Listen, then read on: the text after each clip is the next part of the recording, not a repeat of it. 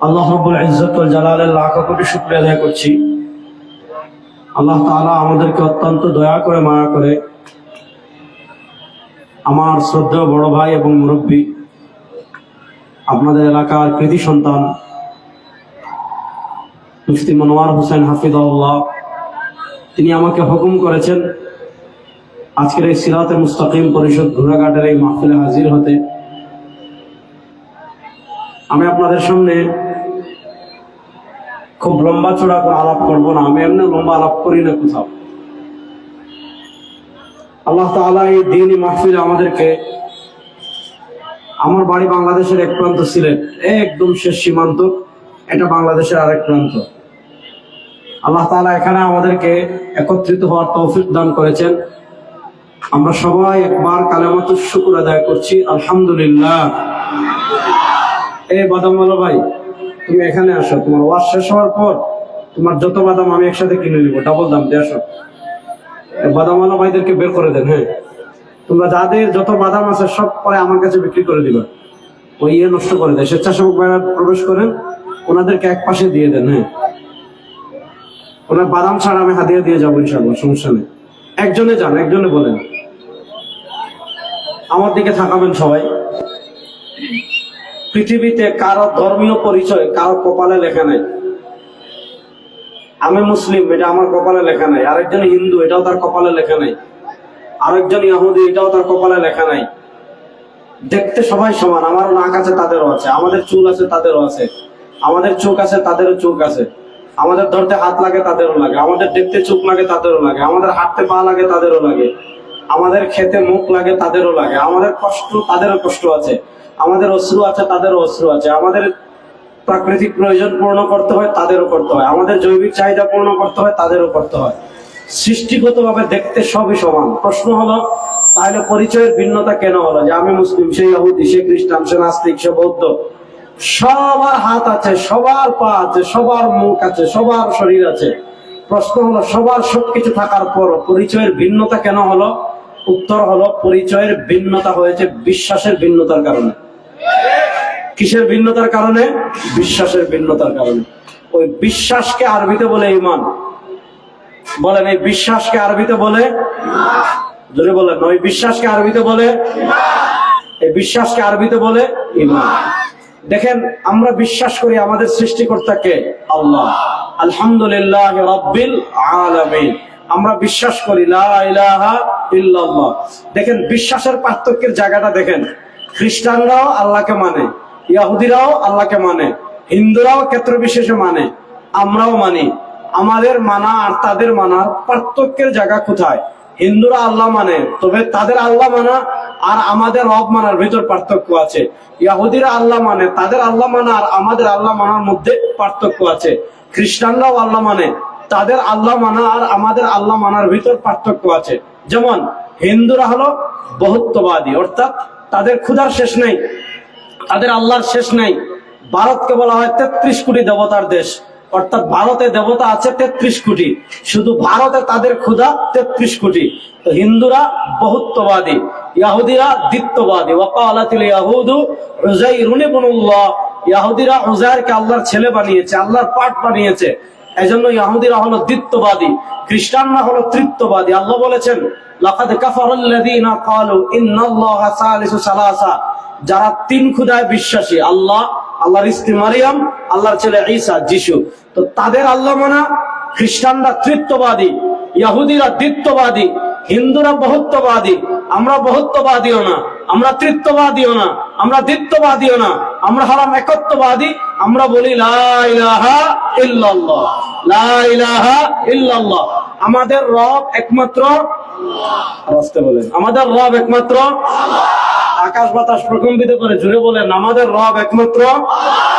বলেন, আমাদের রব একমাত্র আল্লাহ।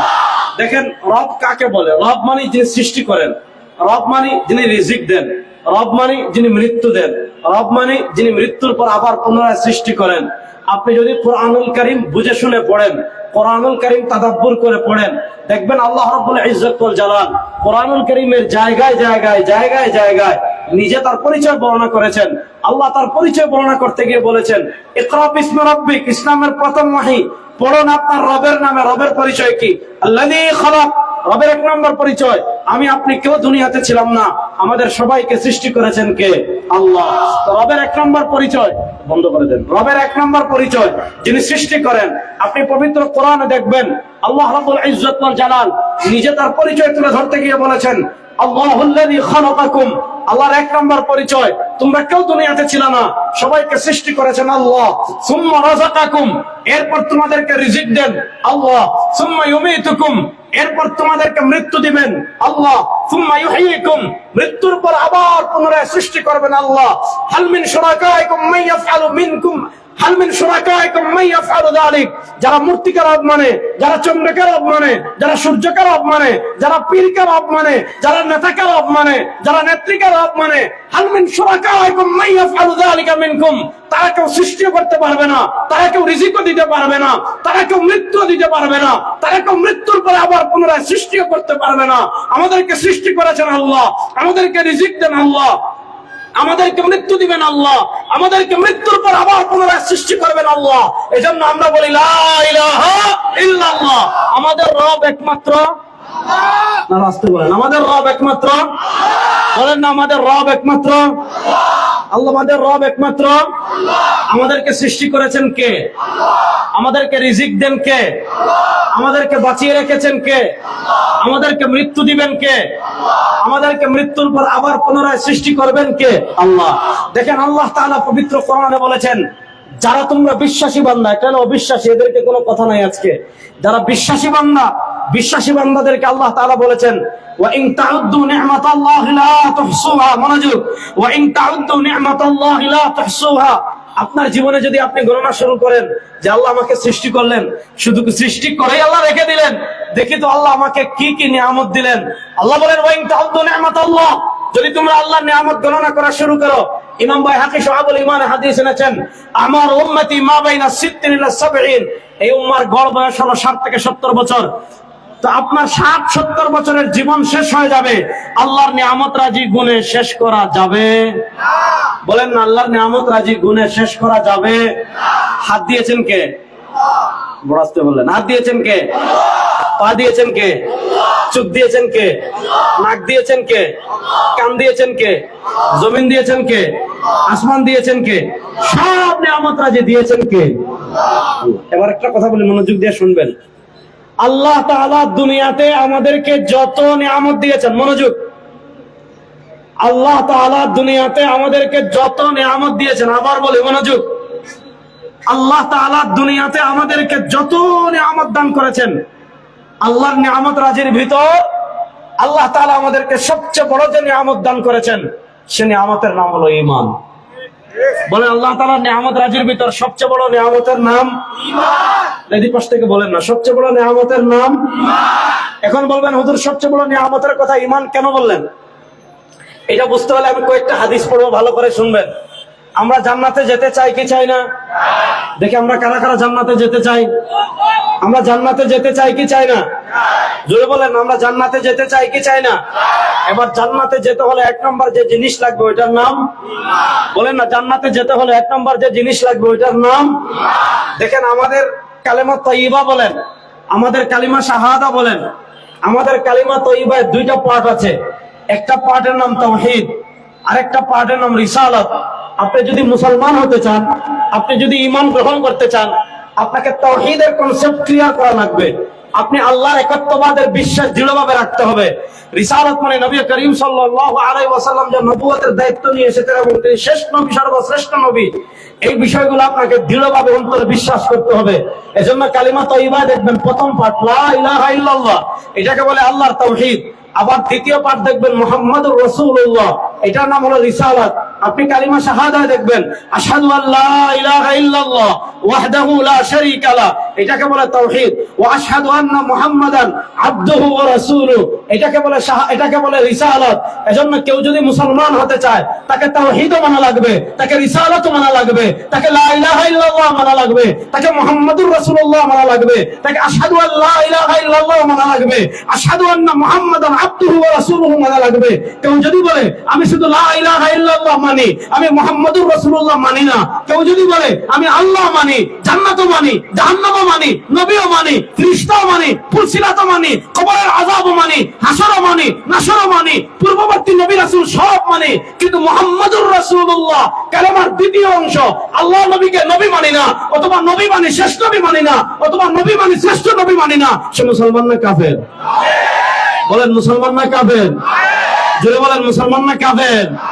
বলেন না মুসলমান না কাফের? এবার আসেন, দুনিয়াতে আমাদেরকে, মনোযোগ, দুনিয়াতে আমাদেরকে সবচেয়ে বেশি ভালোবাসতেন আমাদের নবী। বলেন সুবহানাল্লাহ।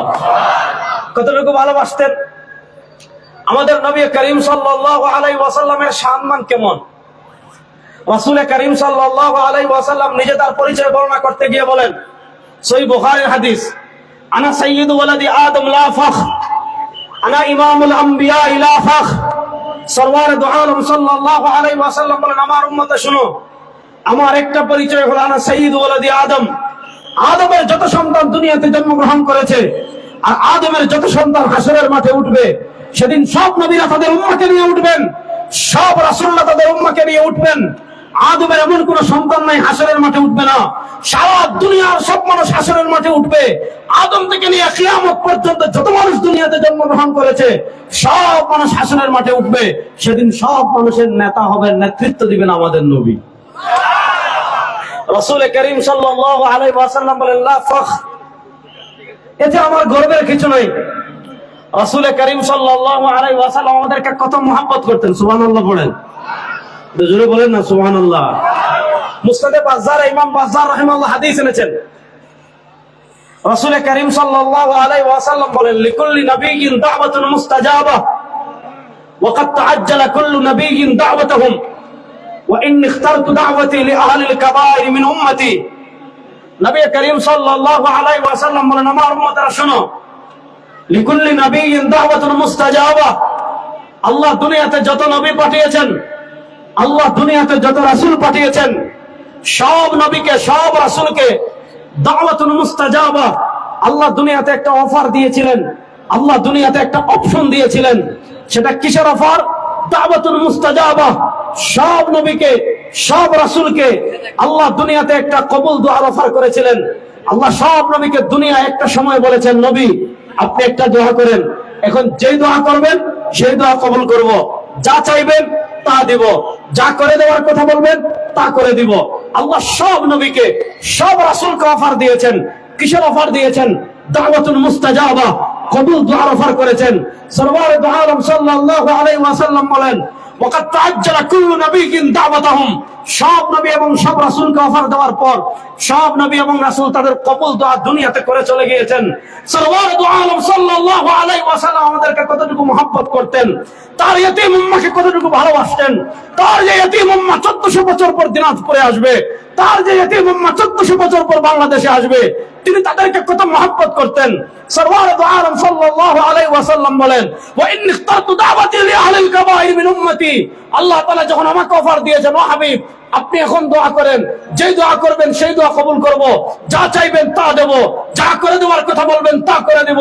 সরওয়ারে দু আলম সাল্লাল্লাহু আলাইহি ওয়াসাল্লাম বলেন, আমি আমার দোয়া দুনিয়াতে করিনি, আমি আমার স্পেশাল দোয়াটা হাসরের মাঠের জন্য রেখে দিয়েছি। যেদিন আমার উম্মাহ কবিরা গুনাহ করে জাহান্নামী হয়ে যাবে, আমি নবী সুপারিশ করে সবগুলোকে জান্নাতে নিয়ে আসবো।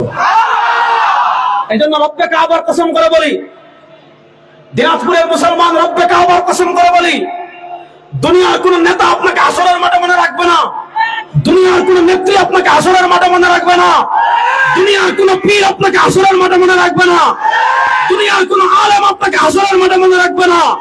রব্বে কাবার কসম করে বলি, সরওয়ারে দু আলম দুনিয়া থেকে বিদায় নেওয়ার আগে বলেছেন, আনা ফারাতুল লাকুম ইনদাল হাউদি ইয়াউমাল কিয়ামা ওয়া মা উম্মাহ, হাসরের মাঠে তুই পেরেশান হইস না, হাউজে কাউসারে আমি নবী তোদের জন্য অপেক্ষা করতে থাকবো।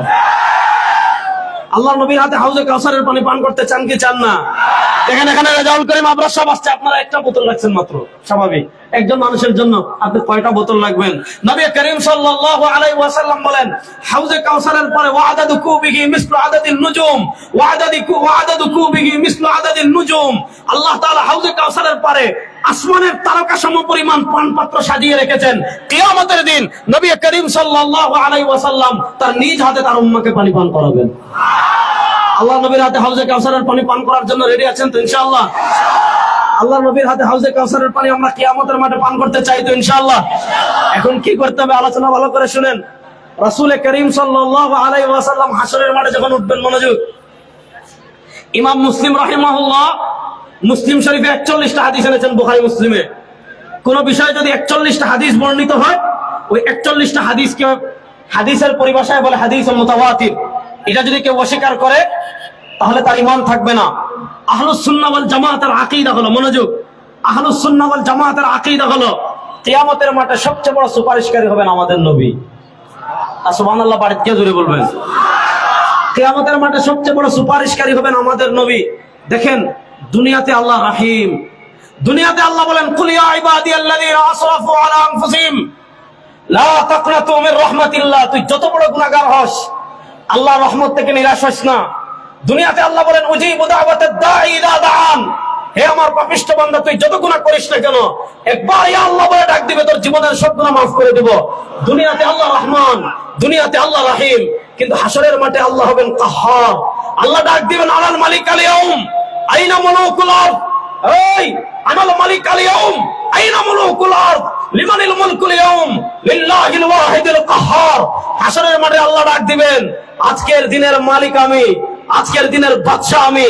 আইনা মুলুকুল আরদ, এ পৃথিবীর বাদশারা কে কোথায়? বলেন আল্লাহর সামনে মাথা তোলার মতো কারো সাহস আছে? আপনারা কি আমার কথা বুঝতেছেন? এদিকে আমি কখনো আসি নাই, প্রথম আসা। আপনারা কি আমার কথা বুঝতে পারতেছেন? আল্লাহ তাআলা যখন ডাক দিবেন, আইনা মুলুকুল আরদ, এ পৃথিবীর বাদশারা কে কোথায়, মাথা তুলো। বাদশারা তোলার দূরের কথা, কোন নবী রাসূল মাথা তোলার সাহস করবেন না। ও দিনাজপুরের মুসলমান, রব্বে কাবার কসম করে বলে যাচ্ছি, সেদিন আপনার আমার চিন্তা করবেন একজন মানুষ, তিনি যখন দেখবেন তার উম্মাহ পেরেশান হয়ে যাচ্ছে, তিনি যখন দেখবেন তার উম্মাহ হাসরের মাঠে পেরেশান হয়ে যাচ্ছে। ইমাম বুখারী এবং ইমাম মুসলিম রাহিমাহুল্লাহ 41টা হাদিস এনেছেন। সরওয়ারে দু আলম সাল্লাল্লাহু আলাইহি ওয়াসাল্লাম বলেন, ফাখিরু সাজিদান ওয়া আহমাদুল্লাহ বিমাহামিদিহি। আমি যখন দেখবো আমার ইতিম উম্মাহ হাসরের মাঠে পেরেশান হয়ে যাচ্ছে, ফাখিরু সাজিদান ওয়া আহমাদুল্লাহ বিমাহামিদিহি, আমি আল্লাহর আরশের নিচে সিজদায় পড়ে এমন ভাবে আল্লাহর প্রশংসা করতে থাকবো, আল্লাহ তাআলার রহমতের সাগরে জুস এসে যাবে। আল্লাহ তাআলার রহমতের সাগরে যখন জুস আসবে, আল্লাহ বলবেন, ইয়া মুহাম্মদ। আল্লাহ এইভাবে ডাক দিবেন। দেখবেন আল্লাহ তাআলা কোরআনে রাসূলুল্লাহ সাল্লাল্লাহু আলাইহি ওয়াসাল্লামকে নাম ধরে ডাকেন নাই। আল্লাহ ইয়া উমাতিলকা বিয়ামিনিকা ইয়া মূসা, আল্লাহ তাআলা মূসাকে ইয়া মূসা বলে ডাক দিয়েছেন। আল্লাহ তাআলা ইয়া ঈসা, ঈসাকে ঈসা বলে ডাক দিয়েছেন। ইয়া ইব্রাহিম, ইব্রাহিমকে ইব্রাহিম বলে ডাক দিয়েছেন। কিন্তু তার হাবিবকে তিনি কোথাও বলেন ইয়া আইয়ুহাল মুযাম্মিল, কোথাও বলেন ইয়া আইয়ুহাল মুদ্দাসির, কোথাও বলেন ওয়াদ্দুহা ওয়াল লাইলি ইযা সাজা মা ওয়াদ্দাআকা রাব্বুকা ওয়া মা ক্বালা আলাম নাশরাহ লাকা সাদরাক ওয়া ওয়াদা'না আনকা বিজরাক আল্লাযী আনকাদা যাহরাক ওয়া রাফা'না লাকা যিকরাক। আল্লাহ তাআলা তার হাবিবকে ডাক দিবেন, ইয়া মুহাম্মদ ইরফা রাসাক। ও আমার হাবিব মুহাম্মদ সাল্লাল্লাহু আলাইহি ওয়াসাল্লাম, আপনি কান্না করছেন কেন? ইরফা রাসাক। আজকে আপনার কান্না করার দিন না, ইরফা রাসাক, মাথা তুলেন। সালতুতা, আপনি না দুনিয়াতে একটা দোয়া হাসরের মাঠের জন্য রেখে দিয়েছেন, আজকে আপনি মাথা তুলে আমার কাছে চান। সালতুতা, হাবিব আপনি যা চাইবেন আপনাকে তা দান করব। ওয়াশফা তুশাফা, হাবিব আজকে আপনি সুপারিশ করেন। আজকে যাদের জন্য সুপারিশ করবেন, আল্লাহ আপনার সুপারিশ কবুল করে সবাইকে আজকে জাহান্নাম থেকে মুক্তি দিয়ে দিবেন। আল্লাহ তাআলা নবী করিম সাল্লাল্লাহু আলাইহি ওয়াসাল্লামকে সুপারিশের ব্ল্যাঙ্ক চেক দিবেন। আল্লাহ এটা বলবেন না যে বাংলাদেশের যারা আওয়ামী লীগ করে, বিএনপি করে, জাতীয় পার্টি করে, জামাত করে, ইসলামী আন্দোলন করে, অমুক দলে করতে পারবেন, অমুক দলে করতে পারবেন। আল্লাহ তাআলা বলবেন ইশফাতু শাফা, হাবিব আপনি সুপারিশ করেন। আজকে যাদের জন্য সুপারিশ করবেন, আল্লাহ সবার নাম জাহান্নামের লিস্ট থেকে কেটে দিবেন। শুনেন দিনাজপুরের মুসলমান, আল্লাহ রাব্বুল ইজ্জত ওয়াল জালাল যখন হাবিবকে ব্ল্যাঙ্ক চেক দিবেন, আল্লাহ নবী সাল্লাল্লাহু আলাইহি ওয়াসাল্লাম চাইলে তার মায়ের জন্য সুপারিশ করতে পারেন, চাইলে তার বাবার জন্য সুপারিশ করতে পারেন, চাইলে তার দাদার জন্য সুপারিশ করতে পারেন, চাইলে তার কুরাইশের গোষ্ঠী গাড়ার জন্য সুপারিশ করতে পারেন, কিন্তু তিনি আমাদেরকে কত মহব্বত করেন, তার হৃদয়ে আমাদের ভালোবাসা কত। আল্লাহ তাআলা যখন বলবেন ওয়াশফাতু শাফা, হাবিব আপনি সুপারিশ করেন, আল্লাহর হাবিব প্রথম বলবেন ইয়া রাব্বি উম্মতি, আল্লাহ আমি কারো জন্য সুপারিশ করি না, আমার ইতিম উম্মত একটা উম্মত যদি জাহান্নামে থাকে আমি হাবিব জান্নাতে যাব না। রাসূল করিম সাল্লাল্লাহু আলাইহি ওয়াসাল্লাম প্রথম সুপারিশ করবেন আমাদের জন্য। সুপারিশ করে আস্তে আস্তে আস্তে আস্তে বের করবেন। সর্বশেষ কাদেরকে বের করবেন? 41টা বর্ণনা এমন কথা পড়ছি, পুরো হাদিস পড়লে সময় চলে যাবে, শুধু শেষের অংশটা পড়ি শুনেন। আল্লাহর নবী সাল্লাল্লাহু আলাইহি ওয়াসাল্লাম বলেন, আল্লাহর নবী সাল্লাল্লাহু আলাইহি ওয়াসাল্লাম বলেন, আল্লাহর নবী সাল্লাল্লাহু আলাইহি ওয়াসাল্লাম বলেন, আমার যে উম্মাহ মান কানা ফি কলবিহি মিসকালু হাববাতিন মিন খারদালিন মিন ঈমান, মান কানা ফি কলবিহি মিসকালু হাববাতিন মিন খারদালিন মিন ঈমান, মান কানা ফি কলবিহি মিসকালু হাববাতিন মিন খারদালিন মিন ঈমান। নবীর এমন উম্মাহ হাসরের মাঠে উঠবে যার গুনাহ আসমান পরিমাণ, যার গুনাহ পাহাড় পরিমাণ, যার গুনাহ সমুদ্রের সৈকত পরিমাণ, যার গুনাহ বালু পরিমাণ, কিন্তু ওই আসমান পরিমাণ গুনার নিচে দেখা যায় জীবনে একবার পড়েছিল লা ইলাহা ইল্লাল্লাহ। বলেন আসমান পরিমাণ গুনার নিচে দেখা যায় জীবনে একবার পড়েছিল লা ইলাহা ইল্লাল্লাহ। সরওয়ারে দু আলম সাল্লাল্লাহু আলাইহি ওয়াসাল্লাম বলেন, মান কানা ফি কলবিহি মিসকালু হাববাতিন মিন খারদালিন মিন ঈমান, আমার কোন ইতিম উম্মত যদি সরিষার দানা পরিমাণ ঈমান নিয়ে কবরে আসে, আমার কোন ইতিম উম্মত যদি সরিষার দানা পরিমাণ ঈমান নিয়ে কবরে আসে, আল্লাহ নবী বলেন আমি তাকে সুপারিশ করে জান্নাতে নিয়ে আসবো। আপনার হাত কি আপনার জান্নাতের গ্যারান্টি হতে পারে?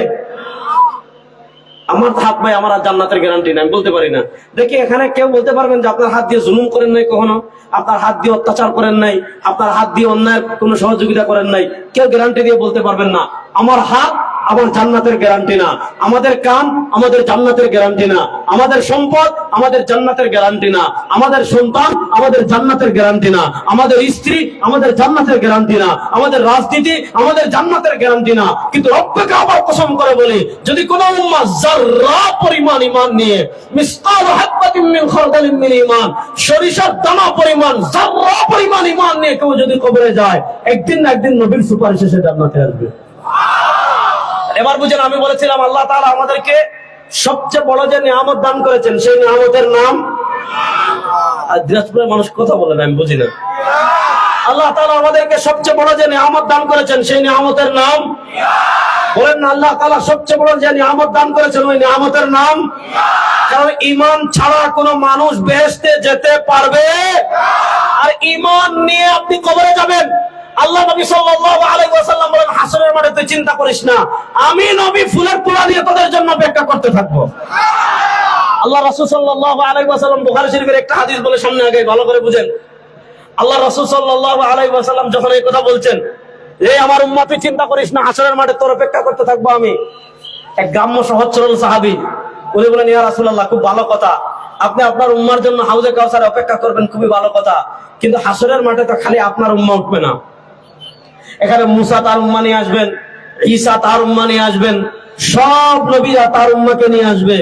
আপনি না হয় ওখানে দেখলে চিনবেন যে ওই যে আবু বকর সিদ্দিক রাদিয়াল্লাহু তাআলাকে দেখা যায়, কারণ তাকে আপনি দুনিয়াতে দেখেছেন। আপনি না হয় ওমর রাদিয়াল্লাহু তাআলাকে চিনবেন, তাকে আপনি দুনিয়াতে দেখেছেন। আপনি না হয় ওসমান রাদিয়াল্লাহু তাআলাকে চিনবেন, তাকে আপনি দুনিয়াতে দেখেছেন। আপনি না হয় আলী রাদিয়াল্লাহু তাআলাকে চিনবেন, তাকে আপনি দুনিয়াতে দেখেছেন। সাহাবায়ে কেরাম দূর থেকে আপনাকে দেখলে চিনবে, কারণ তারা দুনিয়াতে আপনার চেহারা মুবারক দেখেছে। কিন্তু আপনার যে উম্মাহ 1400 বছর পর দিনাজপুরে আসছে, সে তো আপনাকে বড় মহব্বত করত, সে তো আপনাকে মহব্বত করে ঈমানের যত্ন নিয়েছে। সে শিরকের দিকে যায় নাই, সে কুফরের দিকে যায় নাই, সে তাগুতের দিকে যায় নাই, সে বেদাতের দিকে যায় নাই, সে গায়রুল্লাহর দিকে যায় নাই। ইয়া রাসূলুল্লাহ, সেও তো আপনাকে বড় মহব্বত করত। প্রশ্ন হলো, দিনাজপুরে আপনার থেকে 1400 বছর পরে যে উম্মাহ, হাসরের মাঠে সেও তো আপনাকে চিনবে না, কারণ দুনিয়াতে আপনাকে দেখে নাই। আপনিও তাদেরকে চিনবেন না, কারণ তাদেরকে আপনি দুনিয়াতে দেখেন নাই। আপনি তাদেরকে হাউজে কাউসারের ওই হাসরের মাঠে এক কোনায় আপনার দিনাজপুরের এক উম্মাহ পড়ে রয়েছে, আপনি কেমনে চিনবেন যে ওই কোনায় যে আছে সে আমার উম্মাহ? সুবহানাল্লাহ কয় না? বলেন প্রশ্নটা যৌক্তিক না অযৌক্তিক? যৌক্তিক। আল্লাহ রাসূল সাল্লাল্লাহু আলাইহি ওয়াসাল্লাম জবাব দিচ্ছেন, আরাআইতা লাউ আন্না রাজুলান লাহু ফারাসুন গুররুম মুহাজ্জালুন বাইনা দুহমিন ওয়া বুহমিন, আরাআইতা লাউ আন্না রাজুলান লাহু ফারাসুন গুররুম মুহাজ্জালুন বাইনা দুহমিন ওয়া বুহমিন। ও আমার সাহাবী, তোমরা জানতে চাচ্ছ হাসরের মাঠে সব নবীর উম্মাহর মধ্যে আমার উম্মাহকে আমি কেমনে চিনবো? আচ্ছা তোমরা বলো, মনে করো দিনাজপুরের এক ব্যক্তির 1 লাখ কালো ঘোড়া আছে, আর দিনাজপুরের আরেক ব্যক্তির 1 লাখ লাল ঘোড়া আছে। এই 1 লাখ কালো ঘোড়া এই মাঠে সে বেঁধে রেখেছে, আর 1 লাখ লাল ঘোড়া সে ঘুরে শহীদ মাঠে বেঁধে রেখেছে। এবার 1 লাখ লাল ঘোড়ার ভিতর একটা ঘোড়া হলো চামকপালি, যেটার কপাল সাদা, যেটার পা সাদা।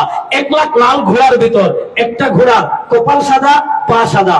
আচ্ছা বলেন, কোথাও যদি 1 লাখ কালো ঘোড়া বাঁধা থাকে, কোথাও যদি 1 লাখ লাল ঘোড়া বাঁধা থাকে, তাহলে 1 লাখ লাল ঘোড়া এবং 1 লাখ কালো ঘোড়ার ভিতর একটা ঘোড়া যদি চামকপালি হয়, সেই চামকপালি ঘোড়া খুঁজে বের করতে মালিকের কোনো কষ্ট হবে? বলেন, মালিকের কোনো কষ্ট হবে? ওই যে দেখা যায় চামকপালি ঘোড়া। কিয়ামতের মাঠে সব নবীর উম্মাহ উঠবে, কিন্তু কোন নবীর উম্মাহ চামকপালি হবে না। সাল্লাল্লাহু আলাইহি সাল্লাল্লাহু আলাইহি ওয়াসাল্লাম বলেন, ইন্না উম্মতি ইউরাদুনা ইয়াওমাল কিয়ামাতি গুররাম মুহাজ্জালিনা মিন আসারিল ওয়াদু ফামান ইসতাতাআ আন ইউতিলা গুররাতাহু ফালইয়াফআল। সাল্লাল্লাহু আলাইহি উম্মাহ শীতের শেষ প্রহরে, শীতের শেষ রাতে ঠান্ডার ভিতর ফজরের নামাজ পড়ার জন্য জাগ্রত হয়ে যায়। ঠান্ডা পানি দিয়ে ওযু করে, হাত ধৌত করে, পা ধৌত করে, চেহারা ধৌত করে। এই যে ওযু করতে আপনি হাত ধৌত করেছেন, ওযু করতে আপনি পা ধৌত করেছেন, ওযু করতে আপনি চেহারা ধৌত করেছেন, আল্লাহ নবী সাল্লাল্লাহু আলাইহি ওয়াসাল্লাম বলেন, হাসরের মাঠে তার চেহারা, তার হাত, তার পা নূরে তারকার মতো জ্বলজ্বল করতে থাকবে। আল্লাহ নবী সাল্লাল্লাহু আলাইহি ওয়াসাল্লাম দেখবেন, ওই যে হাসরের মাঠের এক কোণায় একজনের চেহারা দেখা যায়, ওই যে হাসরের মাঠের এক কোণায় মুফতি মনোয়ারের চেহারা দেখা যায়, ওই যে হাসরের মাঠের এক কোণায় দিনাজপুরের অমুকের চেহারা দেখা যায়, যার কপাল থেকে নূর বের হয়, যার হাত থেকে নূর বের হয়, যার পা থেকে তারকার মতো নূর বের হয়। সরওয়ারে দু আলম চিনে ফেলবেন, এটা মুসার উম্মাহ হতে পারে না, এটা ঈসার উম্মাহ হতে পারে না, এটা ইব্রাহিমের উম্মাহ হতে পারে না, এটা দাউদের উম্মাহ হতে পারে না। সরওয়ারে দু আলম চিনে ফেলবেন না তার উম্মাহ। ফেরেশতাদেরকে দিয়ে ডাক দিয়ে নিজের হাতে হাউজে কাউসারের পানি পান করবে। আল্লাহ নবীর হাতে হাউজে কাউসারের পানি পান করতে চান তো সবাই ইনশাআল্লাহ? আজকে আপনি চোরকে নেতা মানেন, ডাকাতকে নেতা মানেন, সন্ত্রাসকে নেতা মানেন, খুনিকে নেতা মানেন, আমার তোমার নেতা বিশ্বনবী মুস্তাফা নবীর মুস্তাফার আদর্শের বাইরে কোন চোর ডাকাত আমাদের নেতা হতে পারে না। কথা ভালো করে বুঝবেন। এই দিনাজপুরের মুসলমান আমার নবীর আদর্শ বাস্তবায়ন করার জন্য প্রস্তুত আছেন তো ইনশাআল্লাহ? সরওয়ারে দু আলম যে আদর্শের জন্য রক্ত ঝরিয়েছেন, যে ইসলামের জন্য উহুদে দান শহীদ করেছেন, সেই ইসলামের পতাকাকে ফটফট করে বাংলাদেশে ওড়ানোর জন্য প্রস্তুত আছে না নাই?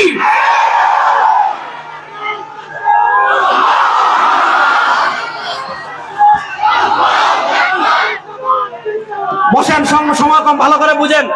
তাহলে এবার আসেন, আল্লাহ তাআলা আমাদেরকে দুনিয়াতে যত নিয়ামত দান করেছেন, সবচেয়ে বড় নিয়ামতের নাম বলেন না, সবচেয়ে বড় নিয়ামতের নাম? আমি সবার মুখ থেকে আওয়াজ শুনতে চাই, সবচেয়ে বড় নিয়ামতের নাম, সবচেয়ে বড় নিয়ামতের নাম। এবারের উল্টা হাদিস শুনেন। ইমাম তিরমিজি রাহিমাহুল্লাহ সুনান তিরমিজিতে হাদিস এনেছেন। ইমাম নুআইম ইবনে হাম্মাদ আল-মারওয়াজি কিতাবুল ফিতান হাদিস এনেছেন। নবী করিম সাল্লাল্লাহু আলাইহি ওয়াসাল্লাম বলেন, বাদিরু বিল আমাল ইউবশিল ফিতনা কাকিতাইল লাইলি ইউসবিহু আর-রাজুলু ফিহা মুমিনা ওয়া ইউমসি কাফিরা ওয়া ইউমসি মুমিনা ওয়া ইউসবিহু কাফিরা ওয়া ইয়াবিউ দীনহু বিআরাদিন মিনাদ দুনিয়া। আমার উম্মার উপর এমন একটা হালাত আসবে, আমার উম্মার উপর এমন একটা কাল আসবে, আমার উম্মার উপর এমন একটা যুগ আসবে। নবী করিম সাল্লাল্লাহু আলাইহি ওয়াসাল্লাম বলেন, ইউবশিল ফিতনা কাকিতাইল লাইলি, এই উম্মাকে রাতের অন্ধকারের মতো ফিতনা ঘিরে নেবে। এখন দিনাজপুরে অন্ধকার, সিলেট অন্ধকার, কক্সবাজার অন্ধকার, চুয়াডাঙ্গা অন্ধকার। রাত যখন হয় একসাথে পুরো দেশ অন্ধকার হয়ে যায়। নবী করিম সাল্লাল্লাহু আলাইহি ওয়াসাল্লাম বলেন, আমার উম্মার উপর এমন একটা সময় আসবে, আমার উম্মার উপর এমন একটা কাল আসবে, আমার উম্মার উপর এমন একটা যুগ আসবে, এই উম্মাকে রাতের অন্ধকারের মতো ফিতনা ঘিরে নেবে। আর এই উম্মাকে যখন রাতের অন্ধকারের মতো ফিতনা ঘিরে নেবে, এই উম্মার অবস্থা কেমন হবে জানেন? নবী করিম সাল্লাল্লাহু আলাইহি ওয়াসাল্লাম বলেন, ইউসবিহু আর-রাজুলু ফিহা মুমিনা, এই উম্মার একজন সদস্য সকালে মুসলমান থাকবে, ওয়া ইউমসি কাফিরা, বিকেলে কাফের হয়ে যাবে, ওয়া ইউমসি মুমিনা, বিকেলে মুসলমান থাকবে, ওয়া ইউসবিহু কাফিরা, সকালে কাফের হয়ে যাবে। অর্থাৎ আল্লাহ তাআলা আমাদেরকে ঈমানের মতো এত মূল্যবান সম্পদ দান করেছেন, কিন্তু উম্মার কাছে এক সময় এমন আসবে, উম্মার কাছে টাকার দাম হবে, উম্মার কাছে পয়সার দাম হবে, উম্মার কাছে দলের দাম হবে, উম্মার কাছে নেতার দাম হবে, উম্মার কাছে পীরের দাম হবে, উম্মার কাছে পদের দাম হবে, উম্মার কাছে চাকরির দাম হবে, উম্মার কাছে জমিনের দাম হবে, উম্মার কাছে জামাতার দাম হবে, উম্মার কাছে স্ত্রীর দাম হবে, উম্মার কাছে সন্তানের দাম হবে, কিন্তু উম্মার কাছে ঈমানের দাম থাকবে না। এজন্য আজকে উম্মাহ আমি যদি জিজ্ঞাসা করি নামাজ ভঙ্গের কারণ কয়টি, সবাই বলবেন 19টি। আমি যদি জিজ্ঞাসা করি অজু ভঙ্গের কারণ কয়টি, সবাই বলবেন এতটি। আমি যদি বলি রোজা ভঙ্গের কারণ কয়টি, সবাই বলবেন এতটি। কিন্তু আমি যদি জিজ্ঞাসা করি ঈমান ভঙ্গের কারণ কয়টি, কেউ বলতে পারবেন না। বলেন ঈমান ভঙ্গের কারণ আছে না নাই? ঈমান এটা কি লোহার পেরেক নাকি, যে আপনি লোহাতে পেরেক মারলে, আপনি সোফাতে পেরেক মারলে লাকড়ি নষ্ট হবে, লোহা নষ্ট হয় না। বলেন ঈমান ভঙ্গের কারণ আছে না নাই? আল্লামা ইবনে আবিদিন শামী রাহমাতুল্লাহ আলাইহি, এখন থেকে যে কয়েকটা কথা কয়েক মিনিটে বলবো, খুব মনোযোগ দিয়ে বুঝবেন। আল্লামা ইবনে আবিদিন শামী রাহমাতুল্লাহ আলাইহি তার জগদিক কাতা ফতোয়ার কিতাব ফতোয়া শামীতে লিখেছেন, কোন কথা বললে ঈমান যায়, কোন কাজ করলে ঈমান যায়, কোন বিশ্বাস লালন করলে ঈমান যায়, এগুলো জানা প্রত্যেক মুসলমানের জন্য ফরজে আইন। আজকে উম্মাহ উদাসীন কি পরিমাণ হয়েছে। আমি যদি দিনাজপুরের যুবকদেরকে জিজ্ঞেস করি অজু ভঙ্গের কারণ, কয়েকজন বলতে পারবে। আমি যদি জিজ্ঞাসা করি নামাজ ভঙ্গের কারণ, কয়েকজন বলতে পারবে। আমি যদি জিজ্ঞাসা করি রোজা ভঙ্গের কারণ, কয়েকজন বলতে পারবে। কিন্তু আমি যদি জিজ্ঞাসা করি ঈমান ভঙ্গের 29টা কারণ আছে, কয়টা বলতে পারবেন? 5টাও বলতে পারবেন না। তাহলে ঈমানের যত্ন নেওয়ার প্রয়োজন আছে না নাই? সবাই আওয়াজ দেন না। ঈমানের যত্ন নেওয়ার প্রয়োজন আছে না নাই? আসেন আমি ঈমান ভঙ্গের একটা কারণ নিয়ে আজকে আলোচনা করব। ঈমান ভঙ্গের 1 নাম্বার কারণ শিরিক। বলেন ঈমান ভঙ্গের 1 নাম্বার কারণ, বলেন ঈমান ভঙ্গের 1 নাম্বার কারণ, জোরে বলেন না ঈমান ভঙ্গের 1 নাম্বার কারণ, জোরে বলেন না ঈমান ভঙ্গের 1 নাম্বার কারণ। বলেন আমাদের রব কে? জোরে বলেন আল্লাহ। এপাশ থেকে বলেন আমাদের রব কে? হাত তুলে বলেন আমাদের রব কে? আমাদের রব কে? আমাদের রব কে? এখন বলেন আল্লাহর সাথে কেউ যদি কাউকে শরীক করে ঈমান আসে না গেছে? আমাদের উপমহাদেশের বিখ্যাত আলেম ছিলেন মাওলানা মনজুর নোমানী রাহমাতুল্লাহ আলাইহি। তিনি কালেমার ব্যাখ্যা সংক্রান্ত একটা চমৎকার কিতাব লিখেছেন, কালেমা তাইয়্যিবা কি হাকিকত। আমরা যে বলি লা ইলাহা ইল্লাল্লাহ, আমাদের রব একমাত্র আল্লাহ। এখন কিছু মানুষ ইবাদতের ক্ষেত্রে আল্লাহর সাথে শিরিক করে, এটাকে বলে শিরিক ফিল ইবাদত। শিরিকের 9টা প্রকার আছে। 9 প্রকার নিয়ে আজকে আলোচনা করা যাবে না। আজকে আমি 2-3টা নিয়ে বলি। একটা হলো শিরিক ফিল ইবাদা। বলেন আমাদেরকে সৃষ্টি করেছেন কে? আল্লাহ। আমাদেরকে রিজিক দেন কে? আল্লাহ। তাহলে আমাদের দেখেন আলহামদুলিল্লাহ, দেখেন সমস্ত প্রশংসা আল্লাহ। আমি সূরা ফাতিহাটা একটু খেয়াল করেন, আলহামদুলিল্লাহ সমস্ত প্রশংসা কার? আল্লাহ। প্রশ্ন হলো সমস্ত প্রশংসা আল্লাহর কেন? 1 নম্বর রব্বিল আলামিন, সমস্ত প্রশংসার 1 নম্বর কারণ হলো তিনি সারা জাহানের রব। 2 নম্বর তিনি রহমান, 3 নম্বর তিনি রহিম, 4 নম্বর তিনি মালিক ইয়াউমিদ্দিন। প্রশ্ন হলো রব্বিল আলামিন কে? আল্লাহ। রহমান কে? আল্লাহ। রহিম কে? আল্লাহ। মালিক ইয়াউমিদ্দিন কে? আল্লাহ। যেহেতু রহমান আল্লাহ, রব্বুল আলামিন আল্লাহ, মালিক ইয়াউমিদ্দিন আল্লাহ, রহিম আল্লাহ, এজন্য উম্মাহ বলে ইয়্যাকা না'বুদু। যেহেতু রহমান ও আল্লাহ, রহিম ও আল্লাহ, রব্বুল আলামিন ও আল্লাহ, মালিক ইয়াউমিদ্দিন ও আল্লাহ, সুতরাং পৃথিবীতে ইবাদত করবে একমাত্র কার? আল্লাহ। বলেন না ইবাদত করবে একমাত্র কার? আল্লাহ। আল্লাহ ছাড়া কারো ইবাদত করা যাবে না। বলেন আল্লাহ ছাড়া কারো ইবাদত করা যাবে না। কোন মূর্তির ইবাদত করা যাবে না। কোন গাছের ইবাদত করা যাবে না। কোন কবরের ইবাদত করা যাবে না। কোন পীরের ইবাদত করা যাবে না। আল্লাহ ছাড়া অন্য কারো ইবাদত করার নাম শিরিক। বলেন আল্লাহ ছাড়া অন্য কারো ইবাদত করার নাম শিরিক। জোরে বলেন আল্লাহ ছাড়া অন্য কারো ইবাদত করার নাম শিরিক। দেখেন নবী করিম সাল্লাল্লাহু আলাইহি ওয়াসাল্লাম দুনিয়া থেকে বিদায় নেওয়ার আগে আল্লাহর নবী সাল্লাল্লাহু আলাইহি ওয়াসাল্লামের রওজা মুবারকের থেকে দামি কোনো কবর দুনিয়াতে নাই। রাসূল করিম সাল্লাল্লাহু আলাইহি ওয়াসাল্লামের কবর মুবারক থেকে দামি কোনো কবর মুবারক দুনিয়াতে নাই। নবী করিম সাল্লাল্লাহু আলাইহি ওয়াসাল্লাম দুনিয়া থেকে বিদায় নেওয়ার আগে তার উম্মতকে কয়েকটা নসিহত করে গিয়েছেন, কবর সংক্রান্ত কয়েকটা নসিহত করে গিয়েছেন। সরওয়ার দু আলম সাল্লাল্লাহু আলাইহি ওয়াসাল্লাম, সুনান ইবনে মাজার হাদিসে এসেছে, সরওয়ার দু আলম সাল্লাল্লাহু আলাইহি ওয়াসাল্লাম দুনিয়া থেকে বিদায় নেওয়ার আগে তার উম্মতকে বলে গিয়েছেন, হে আমার উম্মাহ, লা তাত্তাখিযু কবরি ঈদা, লা তাজআলু কবরি ওয়াসানান ইউবাদ, ইন্নামা ইসতাত্তাখা নাবিয়ুল্লাহি আলা কওমিন ইত্তাখাযু কুবুর আম্বিয়াহিম মাসাজিদ। আমার নবীর পাওয়ার কত? আমার নবীর কবরে জিন্দা। বলেন আমার নবীর কবরে জিন্দা। জোরে বলেন না আমার নবীর কবরে জিন্দা।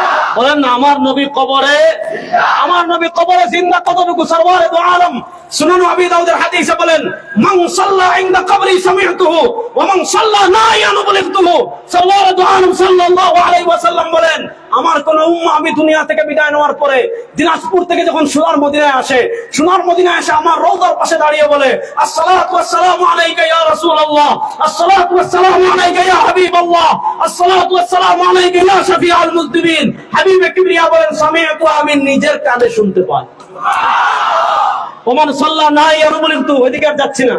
তাহলে আমার নবী কবরে জিন্দা। বলেন আমার নবী কবরে, আরে সবাই বলেন না আমার নবী কবরে। দেখেন আল্লাহ নবী সাল্লাল্লাহু আলাইহি ওয়াসাল্লাম তার কবরকে কেন্দ্র করে দুটো নির্দেশনা দিয়েছেন। এক নাম্বার, লা তাজআলু কবরি ওয়াসানান ইউবাদ। হে আমার উম্মাহ, আমি দুনিয়া থেকে বিদায় যাওয়ার পর আমার কবরকে পূজার জায়গা বানাবে না, আমার কবরকে ইবাদতের জায়গা বানাবে না। ইন্নামা ইসতাত্তাখা নাবিয়ুল্লাহি আলা কওমিন, ওই সম্প্রদায়ের উপর আল্লাহ প্রচন্ড রাগান্বিত হন, ওই সম্প্রদায়ের উপর আল্লাহ প্রচন্ড গজব পতিত হয়, ওই সম্প্রদায়ের উপর আল্লাহ প্রচন্ড আযাব পতিত হয়। আল্লাযীনা ইত্তাখাযু কুবুর আম্বিয়াহিম মাসাজিদ, যারা তাদের নবীদের কবরকে সিজদার জায়গা বানায়। এবার বলেন আল্লাহ নবী সাল্লাল্লাহু আলাইহি ওয়াসাল্লাম তার কবরে ইবাদত করার অনুমতি দিয়েছেন না নিষেধ করেছেন? বলেন তার কবরে সিজদা দেওয়ার অনুমতি দিয়েছেন না নিষেধ করেছেন? এবার আমাদের দেশে যদি কোনো পীর শিখায় আমার কবরে সিজদা দিবা, আমার দেশের কোন পীর যদি শিখায় আমার মাজারে সিজদা দিবা, রব্বে কাবার কসম করে বলি আবু জাহলের চেয়ে নিকৃষ্ট কাফের বেঈমান। কোন কবরে সিজদা দেওয়া যাবে না। বলেন কোন কবরে সিজদা দেওয়া যাবে না। কোন পীরকে সিজদা দেওয়া যাবে না। সিজদা দিব একমাত্র কাকে? বলেন না সিজদা দিব একমাত্র কাকে? হায় হায় রে, বলেন না সিজদা দিব একমাত্র কাকে? আল্লাহ নবী সাল্লাল্লাহু আলাইহি ওয়াসাল্লাম বলেছেন, লা'নাল্লাহুল ইয়াহুদা ওয়ান নাসারা, লা'নাল্লাহুল ইয়াহুদা ওয়ান নাসারা। ইহুদিদের উপর আল্লাহর লানত, খ্রিস্টানদের উপর আল্লাহর লানত। লানত মানে অভিশাপ। ইহুদিদের উপর আল্লাহর অভিশাপ, খ্রিস্টানদের উপর আল্লাহর অভিশাপ। ইহুদিদের উপর আল্লাহর অভিশাপ কেন? খ্রিস্টানদের উপর আল্লাহর অভিশাপ কেন? ইত্তাখাযু কুবুর আম্বিয়াহিম মাসাজিদ। ইহুদিরা তাদের নবীরা মারা যাওয়ার পর নবীর কবরকে সিজদার জায়গা বানাতো, খ্রিস্টানরা তাদের নবীরা মারা যাওয়ার পর তাদের নবীর কবরকে সিজদার জায়গা বানাতো। সরওয়ারে দু আলম সাল্লাল্লাহু আলাইহি ওয়াসাল্লাম তার উম্মতকে স্পষ্ট নির্দেশনা দিয়ে গিয়েছেন, লা তাজআলু কবরি ওয়াসানা, নবীর কবরকে পূজার জায়গা, নবীর কবরকে ইবাদতের জায়গা, নবীর কবরকে সিজদার জায়গা বানানো যাবে না। আমাদের দেশে দেখবেন বাবা শাহজালালের মাজারে গিয়ে সিজদা দেয়, আছে না নাই? দেখেন আমরা মাজার বিরোধী মানুষ না ভাই। ওলি আল্লাহর মাজার আপনি জিয়ারত করবেন, কোন ওলি আল্লাহর মাজার পেয়েছেন বলবেন, আসসালামু আলাইকুম ইয়া আহলাল কুবুর, ইয়াগফিরুল্লাহু লানা ওয়া লাকুম আনতুম সালাফুনা ওয়া নাহনু বিল আসার। তিনবার কুল হুয়াল্লাহ পড়বেন, দুরূদ শরীফ পড়বেন, সূরা ফাতিহা পড়বেন, যদি সূরা ইয়াসিন মুখস্থ থাকে পড়বেন, না হলে কোরআনের যা কিছু আছে যদি মুখস্থ না থাকে সুবহানাল্লাহ, আলহামদুলিল্লাহ, লা ইলাহা ইল্লাল্লাহ, আল্লাহু আকবার বলে ইশারা সওয়াব করে দিয়ে আসবেন। তো আপনি যদি কোন ওলি আল্লাহর কবর পান, কবর জিয়ারত করবেন, কিন্তু কবরে সিজদা দেওয়া যাবে না। বলেন কবরে সিজদা দেওয়া যাবে না। যদি কেউ সিজদা দেওয়াকে হালাল মনে করে, ঈমান আছে না গেছে? আমাদের দেশে এরকম বহু পীর আছে, উনি মারা গেছেন, এখন মুরিদরা গিয়ে কি করে, পীর সাহেব যে খাটে ঘুমাইতেন, পীর সাহেব যে খাটে ঘুমাইতেন ওই খাটকে সুন্দর করে সাজিয়ে রেখেছে। এখন মুরিদরা তো পীর সাহেবের পায় নাই, পীর সাহেবের খাটকে সিজদা দেয়। তো যারা খাটকে সিজদা দেয়, এই খাট সিজদা আর আবু জাহেলের আগুন সিজদা, খাট সিজদা আর উমাইয়া ইবনে খালাফের লাত মূর্তি সিজদা, দুটার ভিতর কোনো পার্থক্য আছে? দুটার ভিতর কোনো পার্থক্য আছে? আচ্ছা আপনি একটা জিনিস চিন্তা করেন ভাই, যদি কবরে সিজদা দেওয়া জায়েজ হতো, আপনি একটা জিনিস চিন্তা করেন, কবরকে যদি ইবাদত করা জায়েজ হতো, তাহলে আপনি চিন্তা করেন সিদ্দিক আকবর রাদিয়াল্লাহু তাআলা আনহু, উমর ইবনুল খাত্তাব রাদিয়াল্লাহু তাআলা আনহু, উসমান গনি রাদিয়াল্লাহু তাআলা আনহু, হযরত আলী কাররামাল্লাহু ওয়াজহাহু, সাহাবায়ে কেরাম রিদওয়ানুল্লাহ আজমাইন আল্লাহর নবী সাল্লাল্লাহু আলাইহি ওয়াসাল্লামের কবরে সিজদা দিতেন কি দিতেন না? তাহলে বলেন আমরা সিজদা দিব একমাত্র কাকে? সবাই আমার সাথে হাত তোলেন, আল্লাহ ছাড়া সবাই বলেন আল্লাহ ছাড়া কোন কবরে সিজদা দিব, বলেন না কোন কবরে সিজদা দিব, কোন পীরকে সিজদা দিব, কোন মানুষকে সিজদা দিব। কোন পীর যদি বলে যে আমার সিজদা দাও, বুঝবেন এটা পীর না, এটা আপাদমস্তক শয়তান। পায়ের থেকে জুতা খুলে বেরিয়ে দাঁত ফেলাই দিবেন। ওই শয়তান রাস্তা নাই বাংলাদেশে, আর থাকতে দেওয়া হবে না। সিজদা দিব একমাত্র কাকে? বলেন না সিজদা দিব একমাত্র কাকে? জোরে বলেন না সিজদা দিব একমাত্র কাকে? তাহলে ইয়াকা নাবুদু ইবাদত করবে একমাত্র কার? আল্লাহ। কিন্তু সূরা ফাতিহায় আলহামদুলিল্লাহি রাব্বিল আলামিন, আলহামদুলিল্লাহি রাব্বিল আলামিন, আর রহমানির রহিম, মালিক ইয়াউমিদ্দিন, ইয়াকা নাবুদু, তারপরে কি? বলেন না ইয়াকা নাবুদু, তারপরে কি? বলেন না ইয়াকা নাবুদু, তারপরে কি? ইয়াকা নাবুদু, আল্লাহ দুনিয়াতে ইবাদত করবে একমাত্র তোমার। তারপরে আসেনি ওয়া ইয়াকা নাস্তাইন, সাহায্য চাইবে একমাত্র কার কাছে? আল্লাহ। একটা হলো শিরক ফিল ইবাদা, আর একটা হলো শিরক ফিল ইস্তিআনা। শুনেন, আমাদের ইমানে মুফাসসালের একটা গুরুত্বপূর্ণ পাঠ, খুব মনোযোগ দিয়ে পয়েন্টটা বুঝবেন। আমাদের ইমানে মুফাসসালের একটা গুরুত্বপূর্ণ পাঠ, আমানতু বিল্লাহি ওয়া মালাইকাতিহি ওয়া কুতুবিহি ওয়া রুসুলিহি ওয়াল ইয়াউমিল আখির। তারপরে কি? সবাই বলেন তারপরে কি? ওয়াল কাদরি খাইরিহি ওয়া শাররিহি মিনাল্লাহি তাআলা। তাকদীরের ভালো মন্দের মালিক কে? আল্লাহ। দিনাজপুরের মানুষ আল্লাহর নামটা একটু আস্তে বলেন। আজ থেকে এক বছর আগে যখন জয় বাংলা কইতেন, ওই সৈয়দপুর থেকে শোনা যাইতো। এখন আল্লাহ আস্তে বলেন। বলেন তাকদীরের ভালো মন্দের মালিক কে? জোরে বলেন না তাকদীরের ভালো মন্দের মালিক কে? দেখেন আল্লাহ তাআলা তার নবীকে পবিত্র কোরআনে বলেছেন, কুল লা আমলিকু লিনাফসি নাফআন ওয়া লা দাররান ইল্লা মা শাআল্লাহ। قل لا أملك لنفسي نفعا ولا ضرا إلا ما شاء الله لو كنت أعلم الغيب لاستكثرت من الخير। আল্লাহ তাআলা তার নবীকে বলেন, কুল, ও নবী, সারা দুনিয়ার বিশ্বাসী অবিশ্বাসী সব বান্দাদের কাছে স্পষ্ট মেসেজ দিয়ে দেন, সব বান্দাদের কাছে স্পষ্ট বার্তা দিয়ে দেন, লা আমলিকু, আমি মালিক নই। মনোযোগ, কুল, ও নবী, সারা দুনিয়ার সব মানুষকে বলে দিন, লা আমলিকু, আমি মালিক নই, লিনাফসি, আমার নিজের, নাফআন, উপকারের, ওয়ালা দাররান, কিংবা ক্ষতির, ইল্লা মা শাআল্লাহ, ইল্লা মা শাআল্লাহ। কতটুকু করতে পারবো ততটুকু তাকদীরে লিখে রেখেছেন কে? আল্লাহ তাআলা কোরআনে তার নবীকে বলছেন। আর রাসূল সাল্লাল্লাহু আলাইহি ওয়াসাল্লাম সুনান আবি দাউদের হাদিসে আমাদেরকে কেমনে তাওহীদ শিখাচ্ছেন শুনেন। নবী করিম সাল্লাল্লাহু আলাইহি ওয়াসাল্লাম বলেছেন, লাবিজতামাআতিল ইনসু ওয়াল জিন্নু আলা আন ইয়ানফাউকা বিশাইইন লা ইয়ানফাউকা বিশাইইন ইল্লা ক্বাদ কাতাবাহু আল্লাহু লাক ওয়া লা ইন ইজতামাআতিল ইনসু ওয়াল জিন্নু আলা আন ইয়াদুররুকা বিশাইইন লা ইয়াদুররুকা বিশাইইন ইল্লা ক্বাদ কাতাবাহু আল্লাহু লাক। নবী করিম সাল্লাল্লাহু আলাইহি ওয়াসাল্লাম বলেন, ও আমার উম্মাহ, তোমাদেরকে তাওহীদ শিখিয়ে যাচ্ছি, লাবিজতামাআতিল ইনসু ওয়াল জিন্নু, যদি সারা দুনিয়ার সব মানুষ, যদি সারা দুনিয়ার সব জিন একমত হয়ে যায়, ঐক্যজোট হয়ে যায় কোন ব্যাপারে? আলা ইয়ানফাউকা বিশাইইন, সব মানুষের সব জিন মিলে তোমার কোনো উপকার করবে। আল্লাহ নবী সাল্লাল্লাহু আলাইহি ওয়াসাল্লাম বলেন, লা ইয়ানফাউকা বিশাইইন, সব মানুষের সব জিন মিলে তোমার কোনো উপকার করতে পারবে না। হ্যাঁ, কতটুকু করতে পারবে? ইল্লা ক্বাদ কাতাবাহু আল্লাহু লাক, যতটুকু তাকদীরে লিখে রেখেছেন কে? আল্লাহ। ওয়ালা ইন ইজতামাআতিল ইনসু ওয়াল জিন্নু আলা আন ইয়াদুররুকা বিশাইইন, যদি সব মানুষের সব জিন একত্রিত হয় কোন ব্যাপারে? আলা আন ইয়াদুররুকা বিশাইইন, সব মানুষের সব জিন মিলে তোমার কোনো ক্ষতি করবে। লা ইয়াদুররুকা বিশাইইন, সব মানুষের সব জিন মিলে তোমার কোনো ক্ষতি করতে পারবে না। হ্যাঁ, কতটুকু করতে পারবে? ইল্লা ক্বাদ কাতাবাহু আল্লাহু লাক, যতটুকু তাকদীরে লিখে রেখেছেন কে? বলেন না যতটুকু তাকদীরে লিখে রেখেছেন কে? এজন্য সুনান তিরমিজির হাদিস, আল্লাহ নবী সাল্লাল্লাহু আলাইহি ওয়াসাল্লাম বলেছেন, কোন পীর তাকদীর পরিবর্তন করতে পারে না, কোন কবরওয়ালা তাকদীর পরিবর্তন করতে পারেন না, কোন নবী তাকদীর পরিবর্তন করতে পারেন না, কোন সাহাবী তাকদীর পরিবর্তন করতে পারেন না, আব্দুল কাদের জিলানী তাকদীর পরিবর্তন করতে পারেন না, খাজা মঈনুদ্দিন চিশতি তাকদীর পরিবর্তন করতে পারেন না, শাহজালাল মুজাদ্দিদ ইয়ামানি তাকদীর পরিবর্তন করতে পারেন না, শাহপরান ইয়ামানি তাকদীর পরিবর্তন করতে পারে না, খানজাহান আলী তাকদীর পরিবর্তন করতে পারেন না, দুনিয়ার কোন ওলি আল্লাহকে কোন নবীরাও তাকদীর পরিবর্তন করতে পারেন না। আল্লাহ নবী সাল্লাল্লাহু আলাইহি ওয়াসাল্লাম সুনান তিরমিজির হাদিসে স্পষ্ট ভাষায় বলেছেন, লা ইয়াতুল কদরু ইল্লা দুআ, তাকদীর পরিবর্তন করতে পারে একমাত্র আল্লাহর কাছে দোয়া। আল্লাহর কাছে দোয়া ছাড়া আর কোনো কিছু দিয়ে তাকদীর পরিবর্তন করা যায়? এখন আমাদের দেশে পীর আছে, আপনাকে শেখাবে আল্লাহর নবীরে দিয়া আল্লাহ গেলেন গাইব হইয়া, রাসূলের দল খাজায় পাইয়া, খাজায় ঘুমায় আজমিরে, কেউ ফিরে না খালি হাতে, খাজা তোমার দরবারে তোমার বাপের মাথা। আর কি কম কোন?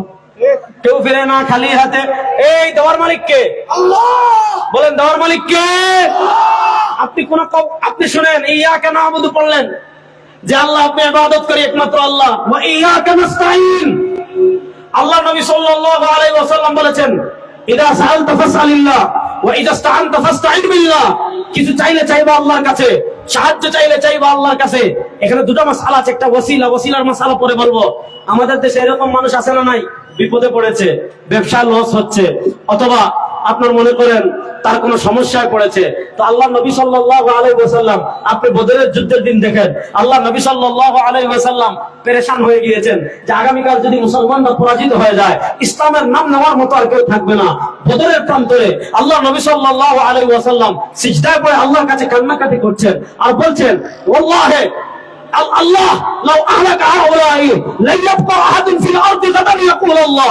আয় আল্লাহ, এই 313 জন মুসলমান নিয়ে আজকে কাফেরদের বিরুদ্ধে লড়াই করার জন্য এসেছি, যদি এই 313 জন শহীদ হয়ে যায়, আগামীতে পৃথিবীতে আল্লাহর নাম নেওয়ার মতো কেউ থাকবে না। আল্লাহ নবী সাল্লাল্লাহু আলাইহি ওয়াসাল্লাম যখন চূড়ান্ত পেরেশানিতে তিনি দোয়া করেছেন কার কাছে? আল্লাহর কাছে। আপনি কোরআনে সূরা ইউসুফ খুলেন, হযরত ইয়াকুব তার ছেলে ইউসুফকে হারিয়েছেন, তারপরে তার ছেলে বিনিয়ামিনকে হারিয়েছেন, তারপরে তিনি কি করেছেন? দুই ছেলে যখন হারিয়ে তিনি চূড়ান্ত সুখে পড়ে গিয়েছেন, তিনি বলেন ইন্নামা আশকু বাসসি ওয়া হুজনি ইলাল্লাহ। আয় আল্লাহ, আমার চিন্তা পেরেশানি সব আল্লাহর কাছে বর্ণনা করলাম। আল্লাহর নবীরা যান আল্লাহর দিকে, আর আমাদের দেশের মানুষ যখন বিপদে পড়ে, যখন মুসিবতে পড়ে, যখন সমস্যায় পড়ে, কিসের আল্লাহর দিকে যাবে? মুরগ কিনে, হাঁস কিনে, ছাগল কিনে, গরু কিনে, খাজা বাবার মাজারে দিয়ে আসে। আছে তো নাই? বলেন না আছে না নাই? ভালো করে মনে রাখবেন, সন্তান দেওয়ার একমাত্র মালিককে। এই হাদিসটা বুঝার আগে আরেকটা বুখারী শরীফের হাদিস বলি, তাহলে আরো সহজ করে তাওহীদ জিনিসটা বুঝবেন। আপনারা বিরক্ত হচ্ছেন না তো? বলো ভাই আমার সময় কি শেষ? আমার ওয়াজ তো শুরুই হয় না এখনো। আচ্ছা, বুখারী শরীফের একটা হাদিস বলি, তাহলে আরো সহজ করে বুঝবেন। আচ্ছা, আমাদের দেশে বৃষ্টি হয়নি? হয় না না? আজকে কি বৃষ্টি হয়েছিল? সকালে হালকা পাতলা হয়েছে মনে হয়, গতকালকে তো হয়েছে। আচ্ছা, বৃষ্টি দেওয়ার মালিক কে? আল্লাহ। জোরে বলেন না বৃষ্টি দেওয়ার মালিক কে? আল্লাহ। আর একটু জোরে বলেন না বৃষ্টি দেওয়ার মালিক কে? আল্লাহ। রাসূলুল্লাহ সাল্লাল্লাহু আলাইহি ওয়াসাল্লাম হুদায়বিয়া থেকে ফিরে যাচ্ছেন। বুখারী শরীফের হাদিস ভালো করে বুঝবেন। হুদায়বিয়ার সন্ধি থেকে আল্লাহ নবী সাল্লাল্লাহু আলাইহি ওয়াসাল্লাম ফিরে যাচ্ছেন মদিনায়।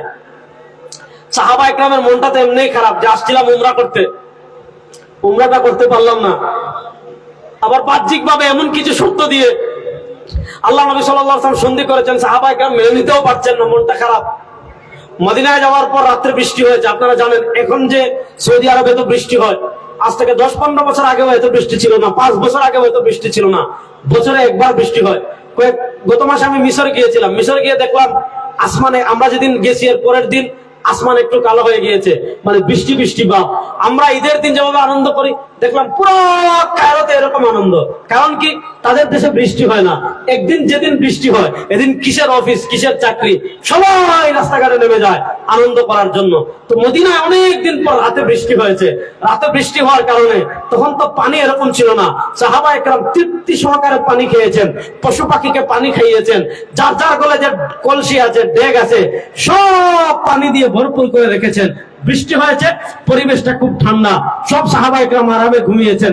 সব সাহাবা ইকরাম যখন ফজরের নামাজ পড়তে মসজিদে নববীতে এসেছেন, নামাজের পর আল্লাহ নবী সাল্লাল্লাহু আলাইহি ওয়াসাল্লাম সাহাবা ইকরাম রিদওয়ানুল্লাহি আলাইহিম আজমাইনকে উদ্দেশ্য করে বলেন, আতাদরিনা মাযা ক্বালা রাব্বুকুম, আতাদরিনা মাযা ক্বালা রাব্বুকুম। ও আমার সাহাবা ইকরাম, এই যে রাতে বৃষ্টি হয়েছে, তোমরা কি জানো বৃষ্টির পরে তোমাদের রব তোমাদেরকে উদ্দেশ্য করে কি মেসেজ দিয়েছেন? বৃষ্টির পর তোমাদের রব তোমাদেরকে উদ্দেশ্য করে কি বার্তা দিয়েছেন? সাহাবা ইকরাম রিদওয়ানুল্লাহি আলাইহিম আজমাইন বলেন, আল্লাহু ওয়া রাসূলুহু আ'লাম, আল্লাহ এবং তার রাসূল ভালো জানেন, আমরা কেমনে বলবো? আল্লাহ নবী সাল্লাল্লাহু আলাইহি ওয়াসাল্লাম জবাব দিয়েছেন, বৃষ্টির পর আল্লাহ তাআলা তার বান্দাদেরকে উদ্দেশ্য করে বলেছেন, আসবাহা মিন ইবাদি মুমিনুম বি ওয়া কাফিরুম বি, ফাআম্মা মান ক্বালা মুতিরনা বিফাদলিল্লাহি ওয়া বিরহমাতিহি ফাবিযালিকা মুমিনুম বি ওয়া কাফিরুম بالكوكب واما من قال مطرنا بنوء كذا وكذا فبذلك مؤمن بالكوكب وكافر به আল্লাহ রাব্বুল ইজ্জত ওয়াল জালাল বৃষ্টির পরে তার বান্দাদেরকে উদ্দেশ্য করে বলেছেন আসবাহা মিন ইবাদি মুমিনুম বি বৃষ্টির পরে আমার কিছু বান্দা ফজরে এমন ভাবে উপনীত হয়েছে যারা আমার উপর ঈমানদার ওয়া কাফিরুম বি আর কিছু বান্দা বৃষ্টির পরে ফজরে এমন ভাবে উপনীত হয়েছে যারা আমার সাথে কুফরি করেছে। প্রশ্ন হলো বৃষ্টি হলো, পানি খেলাম, ঘুমালাম, এর সাথে ঈমান আর কুফরের কি সম্পর্ক আছে যে আল্লাহ বলেন বৃষ্টির পরে কিছু হইলো ঈমানদার আর কিছু হইলো কাফের? শুনেন, সাহাবা একরাম জিজ্ঞেস করলেন ইয়া রাসূলুল্লাহ এটা বুঝলাম না, বৃষ্টি হলো, পানি খেলাম, ঘুমালাম, আল্লাহ বলেন যে বৃষ্টির পরে কিছু বান্দা এমন ভাবে ফজরে উপনীত হয়েছে যারা আমার উপর ঈমানদার আর কিছু বান্দা এমন ভাবে ফজরে উপনীত হয়েছে যারা কুফরি করেছে। ব্যাপার কি? আল্লাহ তাআলা ব্যাখ্যা দিচ্ছেন فأما من قال مطرنا بفضل الله وبرحمته فبذلك مؤمن بي وكافر بالكوكب وأما من قال مطرنا بنوء كذا وكذا فبذلك مؤمن بالكوكب وكافر بي আল্লাহ তাআলা বলেন আমার যে বান্দারা বৃষ্টির পরে বলবে আমাদেরকে বৃষ্টি দিয়েছেন কে? আল্লাহ। বলেন না আমাদেরকে বৃষ্টি দিয়েছেন কে? আল্লাহ। ফাবিযালিকা মুমিনুম বি আল্লাহ বলেন যারা বৃষ্টির পরে বলবে আমাদেরকে আল্লাহ বৃষ্টি দিয়েছেন তারা আমাদের উপর ঈমানদার, আমার উপর ঈমানদার। ওয়া কাফিরুম বিল কাওকাব মক্কার কাফেররা মদিনার মুশরিকরা কি মনে করত যে তাদের কোনো ভালো মানুষ মারা গেলে আল্লাহ তাকে তারকা বানিয়ে মন্ত্রী বানিয়ে আসমানে বসিয়ে দেন। আল্লাহ তাআলা কাউকে পানির শক্তি দিয়ে দিয়েছেন, কাউকে রিজিকের শক্তি দিয়ে দিয়েছেন, কাউকে ক্ষমতার শক্তি দিয়ে দিয়েছেন, কাউকে তোমার বিদ্যুতের শক্তি দিয়ে দিয়েছেন, কাউকে টাকার শক্তি দিয়েছেন, কাউকে খনির শক্তি দিয়েছেন। এজন্য কাফেররা বলতো আল্লাহ তাআলা তার ক্ষমতা ভাগ করে দিয়েছেন, এখন আর সব ক্ষমতা আল্লাহ নাই, বরং বৃষ্টির ক্ষমতা অমুকের কাছে, টাকা দেওয়ার ক্ষমতা অমুকের কাছে, খাবার দেওয়ার ক্ষমতা অমুকের কাছে, রিজিক দেওয়ার ক্ষমতা অমুকের কাছে, চাকরি দেওয়ার ক্ষমতা অমুকের কাছে, বিপদ থেকে বাঁচানোর ক্ষমতা অমুকের কাছে। অর্থাৎ তারা মনে করত আল্লাহ তাআলা সব মন্ত্রণালয় ভাগ করে একজনকে দিয়ে দিয়েছেন। তো আল্লাহ তাআলা বলেন যারা কাফেরদের মতো এই কথা বলবে ওয়া আম্মা মান ক্বালা মুতিরনা বিনাউই কাযা ওয়া কাযা ওয়া আম্মা মান ক্বালা মুতিরনা বিনাউই কাযা ওয়া কাযা যারা মক্কার মুশরিকদের মতো বলবে ওই তারকা বৃষ্টি দিয়েছে, অমুক দেবতা বৃষ্টি দিয়েছে, অমুক মূর্তির বৃষ্টি দিয়েছে, অমুক পীর বৃষ্টি দিয়েছে, অমুক নেতা বৃষ্টি দিয়েছে, অমুক নেত্রী বৃষ্টি দিয়েছে, ফাবিযালিকা মুমিনুম বিল কাওকাব আল্লাহ বলেন সে ঈমান এনেছে তারকার উপর ওয়া কাফিরুম বি আর কুফরি করেছে আমার সাথে। এই হাদিসটা কেন বললাম? এবার বলেন সন্তান দেওয়ার মালিক কে? আল্লাহ। বলেন না সন্তান দেওয়ার মালিক কে? আল্লাহ। আপনাদেরকে একটা মজার ঘটনা শোনাই। আমাদের সিলেটে এক বড় আল্লাহর ওলি ছিলেন, উনি 2 বিয়ে করেছেন। 2 বিয়ে করার পরও ওনার কোনো সন্তান হয়নি। ভালো করে বুঝবেন, উনি 2 বিয়ে করেছেন, 2 বিয়ে করার পরও ওনার কোনো সন্তান হয়নি। এখন মানুষ কি করে জানেন? যার সন্তান হচ্ছে না সে সন্তান চাওয়ার জন্য তার মাজারে যায়। প্রশ্নের ভাই তুমি যার কাছে সন্তান চাচ্ছ উনি যদি সন্তান দেওয়ার মালিক হতেন তাহলে প্রথম তো ওনার সন্তান হইতো, কারণ দুনিয়াতে সন্তান চায় না বিয়ের পর। এমন কোন মানুষ আপনারা পাইছেন? আমি পাইনি। যে বিয়ে শাদী হয়ে গিয়েছে এমন বহু মানুষ, হুজুর 10 বছর হয়ে গিয়েছে, একটা তাবিজ দেব, একটু জাড় ফুক দেব, ডাক্তারের কাছে যায়, হুজুরের কাছে যায়, আরো কত কিছুর কাছে যায়। একটা জিনিস ভালো করে মনে রাখবেন, সন্তান দেওয়ার মালিক একমাত্র আল্লাহ। আপনারা বিরক্ত হয়ে গেছেন? আর যত বিরক্ত আজকে আর মাইক সামনে আর কবে বলে যায় সব কথা। বলেন সন্তান দেওয়ার মালিক একমাত্র কে? সন্তান দেওয়ার মালিক একমাত্র কে? ভাগ্য পরিবর্তনের মালিক একমাত্র কে? এখন কেউ যদি মনে করে বাবা শাহজালাল সন্তান দিতে পারেন, কেউ যদি মনে করে বাবা শাহপুরান সন্তান দিতে পারেন, কেউ যদি মনে করে বায়েজিদ বুস্তামি সন্তান দিতে পারেন, কেউ যদি মনে করে খাজা বাবা আজমিরি সন্তান দিতে পারেন, কেউ যদি মনে করে অমুক পীর সন্তান দিতে পারেন, কেউ যদি মনে করে অমুক বাবা সন্তান দিতে পারেন, কেউ যদি মনে করে অমুক আলেম সন্তান দিতে পারেন, এই কথা বিশ্বাস করতে দেরি, সে বেঈমান হতে দেরি না। এই কথা বিশ্বাস করতে দেরি, তার ঈমান হারাইতে কোনো দেরি নাই। এজন্য ইয়াকা নাবুদু, আমরা ইবাদত করব একমাত্র আল্লাহ, শুধু আল্লাহর ইবাদত করব না। আমরা ইয়াকা নাস্তাইন, সূরা ফাতিহা আপনি ঘোষণা দেন ইবাদত করব যেমন আল্লাহ, সাহায্য চাইবে একমাত্র কার কাছে? আল্লাহর কাছে। আজকে উম্মাহ কত ভাবে ঈমান হারাচ্ছে আপনি চিন্তা করতে পারবেন না। ঈমান ভঙ্গের 1 নম্বর কারণ, যদি কেউ শিরিক করে ঈমান চলে যাবে। এবার আসেন ঈমান ভঙ্গের আরেকটা কারণ বলি। আমাদের দেশে अवेलेबल, শুনেন ফতোয়া শামিতে পাবেন, ইস্তিহলালুল হারামি কুফরুন। কিছু জিনিস হালাল করেছেন আল্লাহ, আবার কিছু জিনিস হারাম করেছেন আল্লাহ। মদ খাওয়া, রাস্তা বলেন মদ খাওয়া, জোরে বলেন না মদ খাওয়া, সুদ খাওয়া, ব্যভিচার করা, মদ খাওয়া হারাম কোরআনে। ইন্নামাল খামরু ওয়াল মাইসির ওয়াল আনসাব ওয়াল আজলাম রিজসুম মিন আমালিশ শাইতান।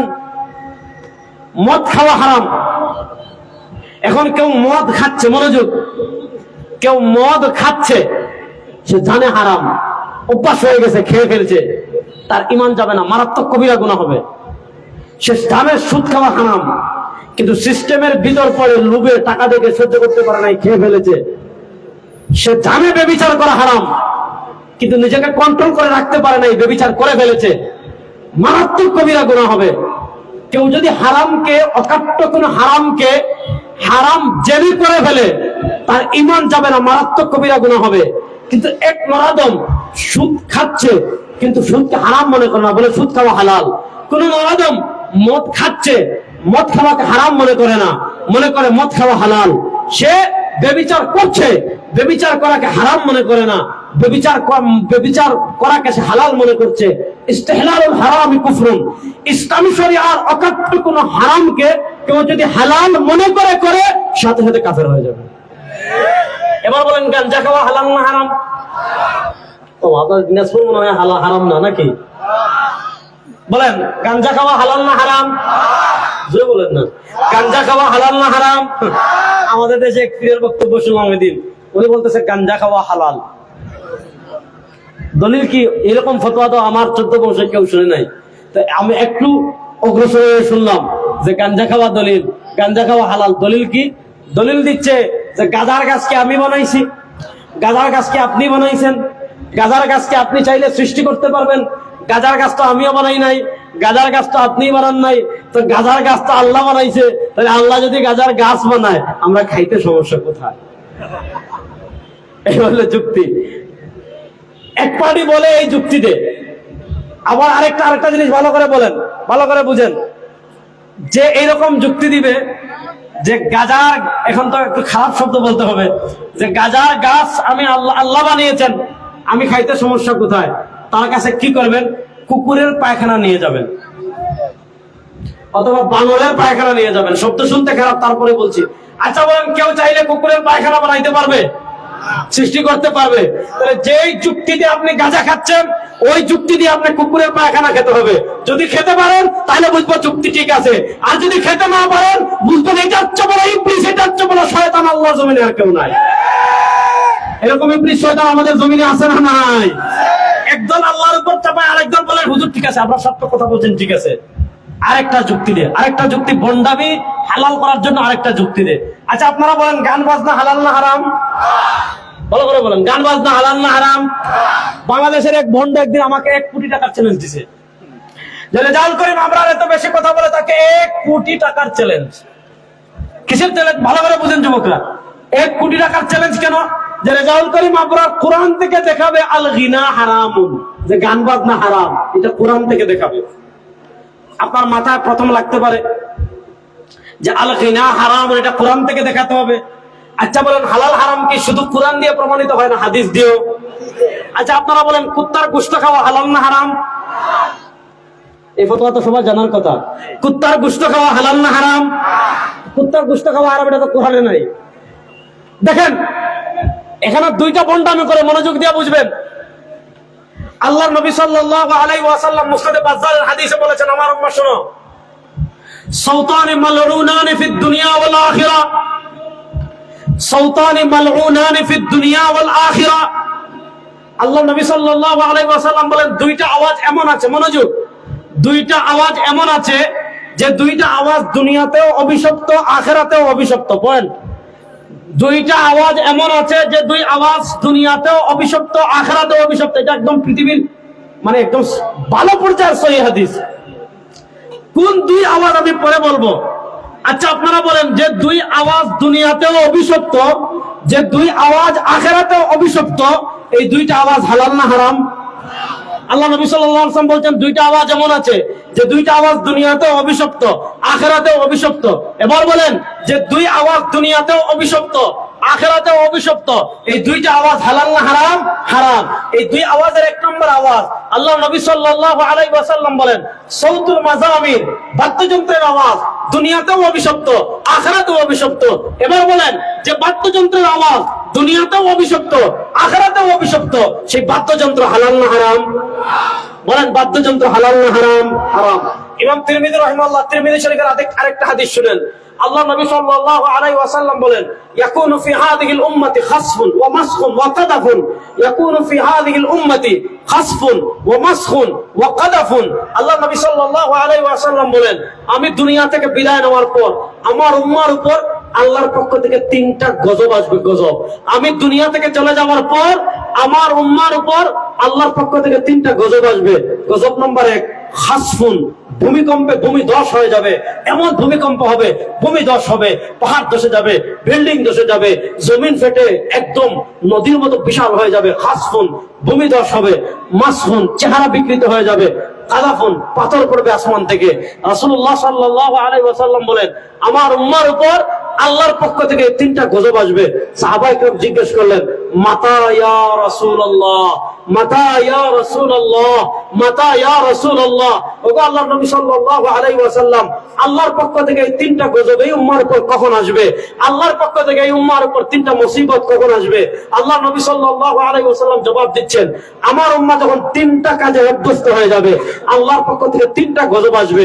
গজব নাম্বার 1, ইযা যাহারাতিল কায়নাত, যখন গায়িকার সংখ্যা বেড়ে যাবে। বলেন, গায়িকার সংখ্যা বাড়ছে না কমছে? আমাদের দেশের সংসদে গান গাইছে, এরকম উদাহরণ আছে না নাই? চিন্তা করেন, গায়িকা বাড়তে বাড়তে বাড়তে বাড়তে যেই জায়গা থেকে দেশ পরিচালনার জন্য আইন প্রণয়ন হবে, যেই জায়গা থেকে রাষ্ট্র পরিচালনার জন্য আইন পরিচালনা হবে, ওই জায়গায় গিয়ে একটা জায়গায় গান আছে না নাই? ইযা যাহারাতিল কায়নাত। ওই বল দেখেন নাই, যে ব্যক্তি সংসদে গান গেয়েছিল, সে বাংলাদেশের সব আলেমদেরকে চ্যালেঞ্জ দিয়ে বলছে, আমি কোরআন শরীফ পড়েছি, বুখারী শরীফ পড়েছি, সিহাহ সিত্তা, তিরমিজি, আবু দাউদ, মিশকাত পড়েছি, কোথাও গান বাজনা হারাম পাই নাই। চিন্তা করেন ভণ্ডামির লেভেল কোথায় গিয়েছে।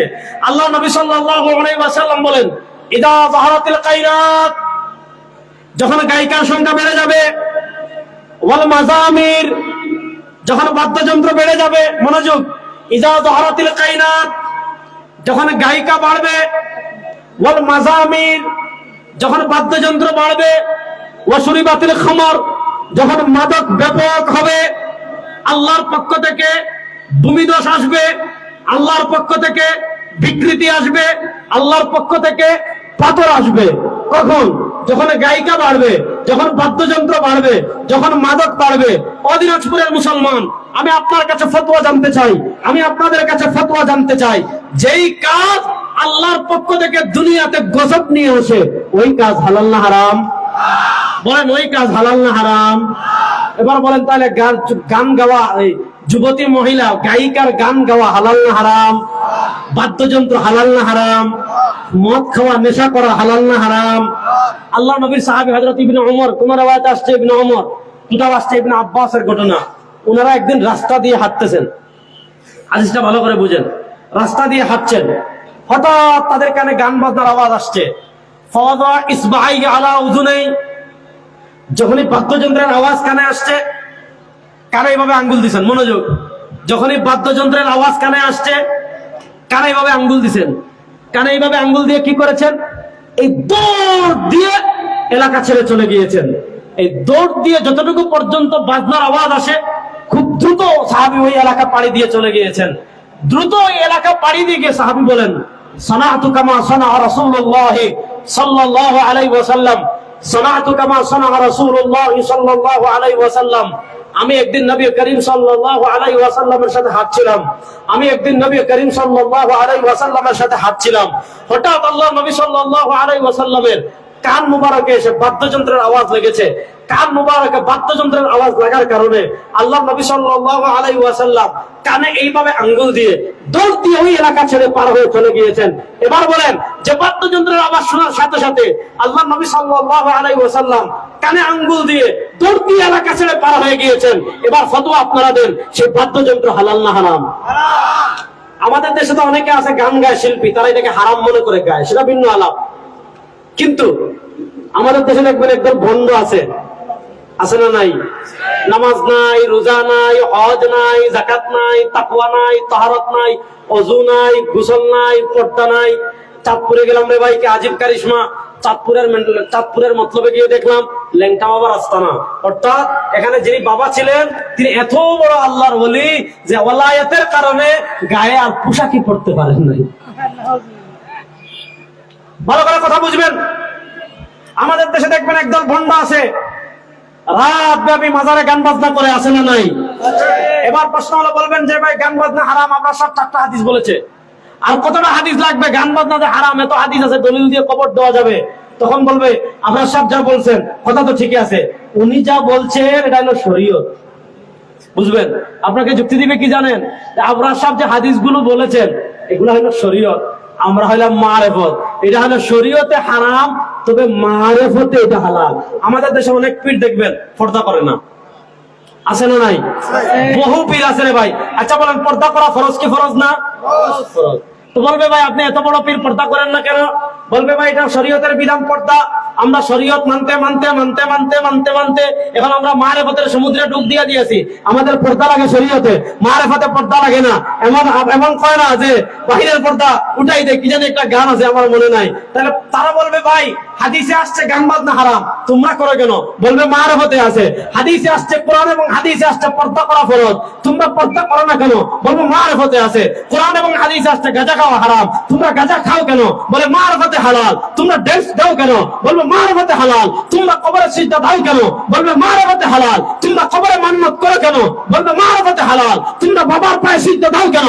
বলবে মারেফতে হালাল। ওই মারেফতের নামে ঈমান আর শিরককে এক করে দেওয়ার কিছু ভণ্ডামি আমাদের দেশে আছে না নাই? এখন এখানে আপনি দলিল দিবেন, পাল্টা যুক্তি দিবেন। আচ্ছা মাশাআল্লাহ, খুবই ভালো। আপনার মারেফতের মেশিনের পাওয়ার তো 6G হয়ে গেছে, পৃথিবী এখন 5G তে। আর কি জানি একজন আমাদের ডক্টর ইউনূস সাহেবের বন্ধু, কি জানি না আমাদের দেশে ইলন মাস্ক, নাকি ইলন মাস্কের যে কি আনছে জানি আমাদের দেশে, স্টারলিংক। হ্যাঁ, ওই যে পোলাপাইন এগুলা জানে, বুঝছেন? কোরআন সুন্নাহর ঈমান আমল জানুক আর না জানুক, এগুলো আমাদের দেশের পোলাপাইন ভালোভাবে জানে। তো আপনি মারেফতের মেশিনের পাওয়ার চিন্তা করেন। আল্লাহ রাসূল সাল্লাল্লাহু আলাইহি ওয়াসাল্লাম বলতেছেন এটা হালাল, আল্লাহ রাসূল সাল্লাল্লাহু আলাইহি ওয়াসাল্লাম বলছেন এটা হারাম। কবরে সিজদা দেওয়া হারাম, গান বাজনা হারাম, গাঁজা খাওয়া হারাম, বেপরদা নারীকে দেখা দেওয়া হারাম। আপনার মারেফতের মেশিনে এত পাওয়ার হয়ে গিয়েছে যে আল্লাহ নবী সাল্লাল্লাহু আলাইহি ওয়াসাল্লাম হারাম করার পর আপনি আপনার মারেফতের মেশিন দিয়ে হালাল করে ফেলছেন। বুঝা গেল আপনার মারেফতের মেশিনের পাওয়ার যত অনেক বেশি। এবার আপনার মারেফতের মেশিন আসল নাকি নকল, পাল্টা যুক্তি দিয়ে ট্রাই করা হবে। বলেন তো গোবর খাওয়া হালাল না হারাম? জানেন না মনে হয়। বলেন তো গোবর খাওয়া হালাল না হারাম? বলেন না, গোবর খাওয়া হালাল না হারাম? ছাগলের লেদি খাওয়া হালাল না হারাম? খুব ভালো, মাশাআল্লাহ। গান বাজনা হারাম, আল্লাহ নবী সাল্লাল্লাহু আলাইহি ওয়াসাল্লাম হারাম করেছেন, আপনি মারেফতের মেশিন দিয়ে হালাল করে ফেলতেছেন। হ্যাঁ, গাঁজা আল্লাহ নবী সাল্লাল্লাহু আলাইহি ওয়াসাল্লাম মাদককে হারাম করেছেন, আপনি মারেফতের মেশিন দিয়ে হালাল করে ফেলছেন। 4-5 দিন আগে আপনারা দেখেছেন লালন শাহ আখড়া, আমাদের কুষ্টিয়া জেলা প্রশাসক লালন শাহ আখড়ায় যারা আছে পীর ফকির নামে ভণ্ড, এগুলা ডাকছে, বলছে আমাদের রাষ্ট্রীয় আইনে নেশা করা হারাম, আপনারা মাজারে গাঁজা খেতে পারবেন না। ওই এক পাগলা জবাব দিচ্ছে, আরে লালনের আখড়ায় যদি গাঁজা না থাকে তাহলে তো ভক্তরাই আসবে না। লালনের আখড়ায় যদি গাঁজা না থাকে তাহলে ভক্তরাই আসবে না। শুনেন, একজন খেয়ে ফেলেছে হারাম মনে করে, কিন্তু এরা কি করে? মারেফতের নামে হালাল করে খায়। মাশাআল্লাহ, আপনি সিদ্ধি খাচ্ছেন মারেফতের নামে হালাল করে। এবার আপনার মেশিন পরীক্ষা করা হবে যে আপনার মেশিনটা অরিজিনাল না ডুপ্লিকেট। আমাদের শরীয়তে গরুর গোবর খাওয়া হারাম, আমাদের শরীয়তে বাচ্চাদের পাতলা প্রস্রাব খাওয়া হারাম। এবার আপনার মারেফতের মেশিন চিকিৎসা করা হবে। আপনি গাঁজাকে মারেফতের মেশিন দিয়ে হালাল করে ফেলছেন, গান বাজনাকে মারেফতের মেশিন দিয়ে হালাল করে ফেলছেন। দেখি তো কুত্তার গোশতকে মারেফতের মেশিন দিয়ে হালাল করতে পারেন কিনা, দেখি তো গরুর গোবরকে মারেফতের মেশিন দিয়ে হালাল করতে পারেন কিনা, দেখি তো বাচ্চাদের পায়খানা গরুর আপনার মারেফতের মেশিন দিয়ে হালাল করতে পারেন কিনা। যদি হালাল করে খাইতে পারে বুঝবেন বাবা ঠিক আছে, আর যদি না করতে পারে বুঝবেন এর চেয়ে বড় ইবলিস, এর চেয়ে বড় প্রতারক, এর চেয়ে বড় ঈমান চোর আল্লাহর জমিনে আর কেউ না। এরকম ঈমান চোর আমাদের দেশে আছে না নাই? কিন্তু সমস্যা হয় আমাদের কি জানেন, আমরা জুতা চুরির পিটাই। মনে করেন আজকে এখানে আমি নামার সময়, আমি তো ছোট মানুষ, মনে করেন মাওলানা মামুনুল হক সাহেব আসতেছেন, ওনার জুতাটা কেউ চুরি করে ফেলছে, অথবা আমাদের নির্বাহী অফিসার সাহেব ওনার জুতাটা কেউ চুরি করে ফেলছে। আপনারা না ধরে ফেলছেন যে অমুকের জুতাটা চুরি করছে, এর অবস্থা কি হবে? কেরোসিন না হলে ডিজেল তো হবে অবশ্যই। আমরা জুতা চুরির ব্যাপারে কি পরিমাণ সজাগ যে আমরা ওয়াজ মাহফিলে আসলে, মসজিদে গেলে, যেখানে আমি নামাজে দাঁড়াই ওই বক্সে আমার জুতাটা রাখি যাতে আমার জুতাটা চুরি না হয়। আপনি পকেট চুরির ব্যাপারে কতটুকু সাবধান? আপনি গাড়িতে উঠলে পকেটে টাকা রাখেন না, ওই প্যান্টের পকেটে রাখেন, অথবা অনেকে এমন আছে এখন এরকম সিস্টেম নাই, কারণ এখন মানুষ তো টাকা সাথে রাখে না। আগে আমরা যখন ছোট ছিলাম তখন দেখছি মানুষ শার্টের জামার ওই বগলের এখানে একটা পকেট রাখতো। এখন গাড়িতে বাসে যদি উঠে, বিশেষ করে আগে যে মুড়ির টিন বাস ছিল, উঠলে পকেটেও রাখতো না, প্যান্টেও রাখতো না, ওই এদিকে গুদাম খুলে ভিতরে টাকা রাখতো। এরপরে অনেক সময় এখান থেকে কেটে নিয়ে যেত। তাহলে আপনি টাকা থাকলে এই পরিমাণ সতর্ক থাকেন আপনার টাকা যাতে কেউ চুরি করতে না পারে। আপনি জুমার দিন মসজিদে গেলে এই পরিমাণ সতর্ক থাকেন আপনার জুতা যাতে কেউ চুরি করতে না পারে। আপনার মক্কায় গেলেও জুতার গুরুত্ব নেন, আপনি মদিনায় গেলেও ওখান থেকে কেউ জুতা চুরি করে না, তারপরে আপনি সতর্ক থাকেন যদি আমার জুতা হারিয়ে যায়। এজন্য আপনি মক্কায় কোন খুঁটির ওখানে জুতা রাখছেন এটা চিহ্ন দিয়ে রাখেন। প্রশ্ন হলো জুতা যাতে চুরি না হয় এজন্য আপনি সতর্ক, আপনার পকেট থেকে টাকা যাতে চুরি না হয় এজন্য আপনি এত সতর্ক, আপনার পকেট থেকে মোবাইল যাতে চুরি না হয় এজন্য আপনি এত সতর্ক। অথচ টাকার যে মূল্যবান সম্পদ আমার ঈমান, মোবাইলের থেকে মূল্যবান সম্পদ আমার ঈমান, জুতার থেকে মূল্যবান সম্পদ আমার ঈমান। এই ভন্ডা আমাকে ঈমান চুরেরা আপনার আমার সামান্য টাকার বিনিময়ে ভন্ডামি করে আমাদের ঈমান চুরি করে নিয়ে যাচ্ছে, আমাদের খবর নাই। ওই মানচুরদেরকে আমরা কেউ গরু দেই, এই মানচুরদেরকে আমরা কেউ খাসি দেই, এই মানচুরদেরকে আমরা কেউ ছাগল দেই, এই মানচুরদেরকে আমরা কেউ মোমবাতি দেই, এই মানচুরদেরকে আমরা কেউ লুকিয়ে দেই। সুতরাং ঈমান চুরদের ব্যাপারে আমাদের সতর্ক থাকার প্রয়োজন আছে না নাই? বলেন না, ঈমান চুরদের ব্যাপারে আমাদের সতর্ক থাকার প্রয়োজন আছে না নাই? আমি আমার কথার শেষ দিকে চলে আসছি, আবার শুরুর থেকে আবার মূল দিয়ে যাই। আল্লাহ তাআলা দুনিয়াতে আমাদেরকে যত নিয়ামত দান করেছেন, আল্লাহ নিয়ামত রাজির ভিতর সবচেয়ে বড় নিয়ামতের নাম, বলেন না, আল্লাহ নিয়ামত রাজির ভিতর সবচেয়ে বড় নিয়ামতের নাম।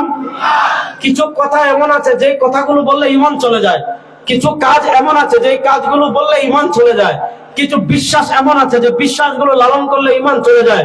আমি আপনাকে বেশ কিছু ঈমান ভঙ্গের কারণ বলেছি, এজন্য আপনাদেরকে কি করতে হবে? আল্লাহ তাআলা পবিত্র কোরআনে বলেছেন, ইয়া আইয়ুহাল্লাযীনা আমানুত্তাকুল্লাহ ওয়া কুনু মা'আস সাদিকিন।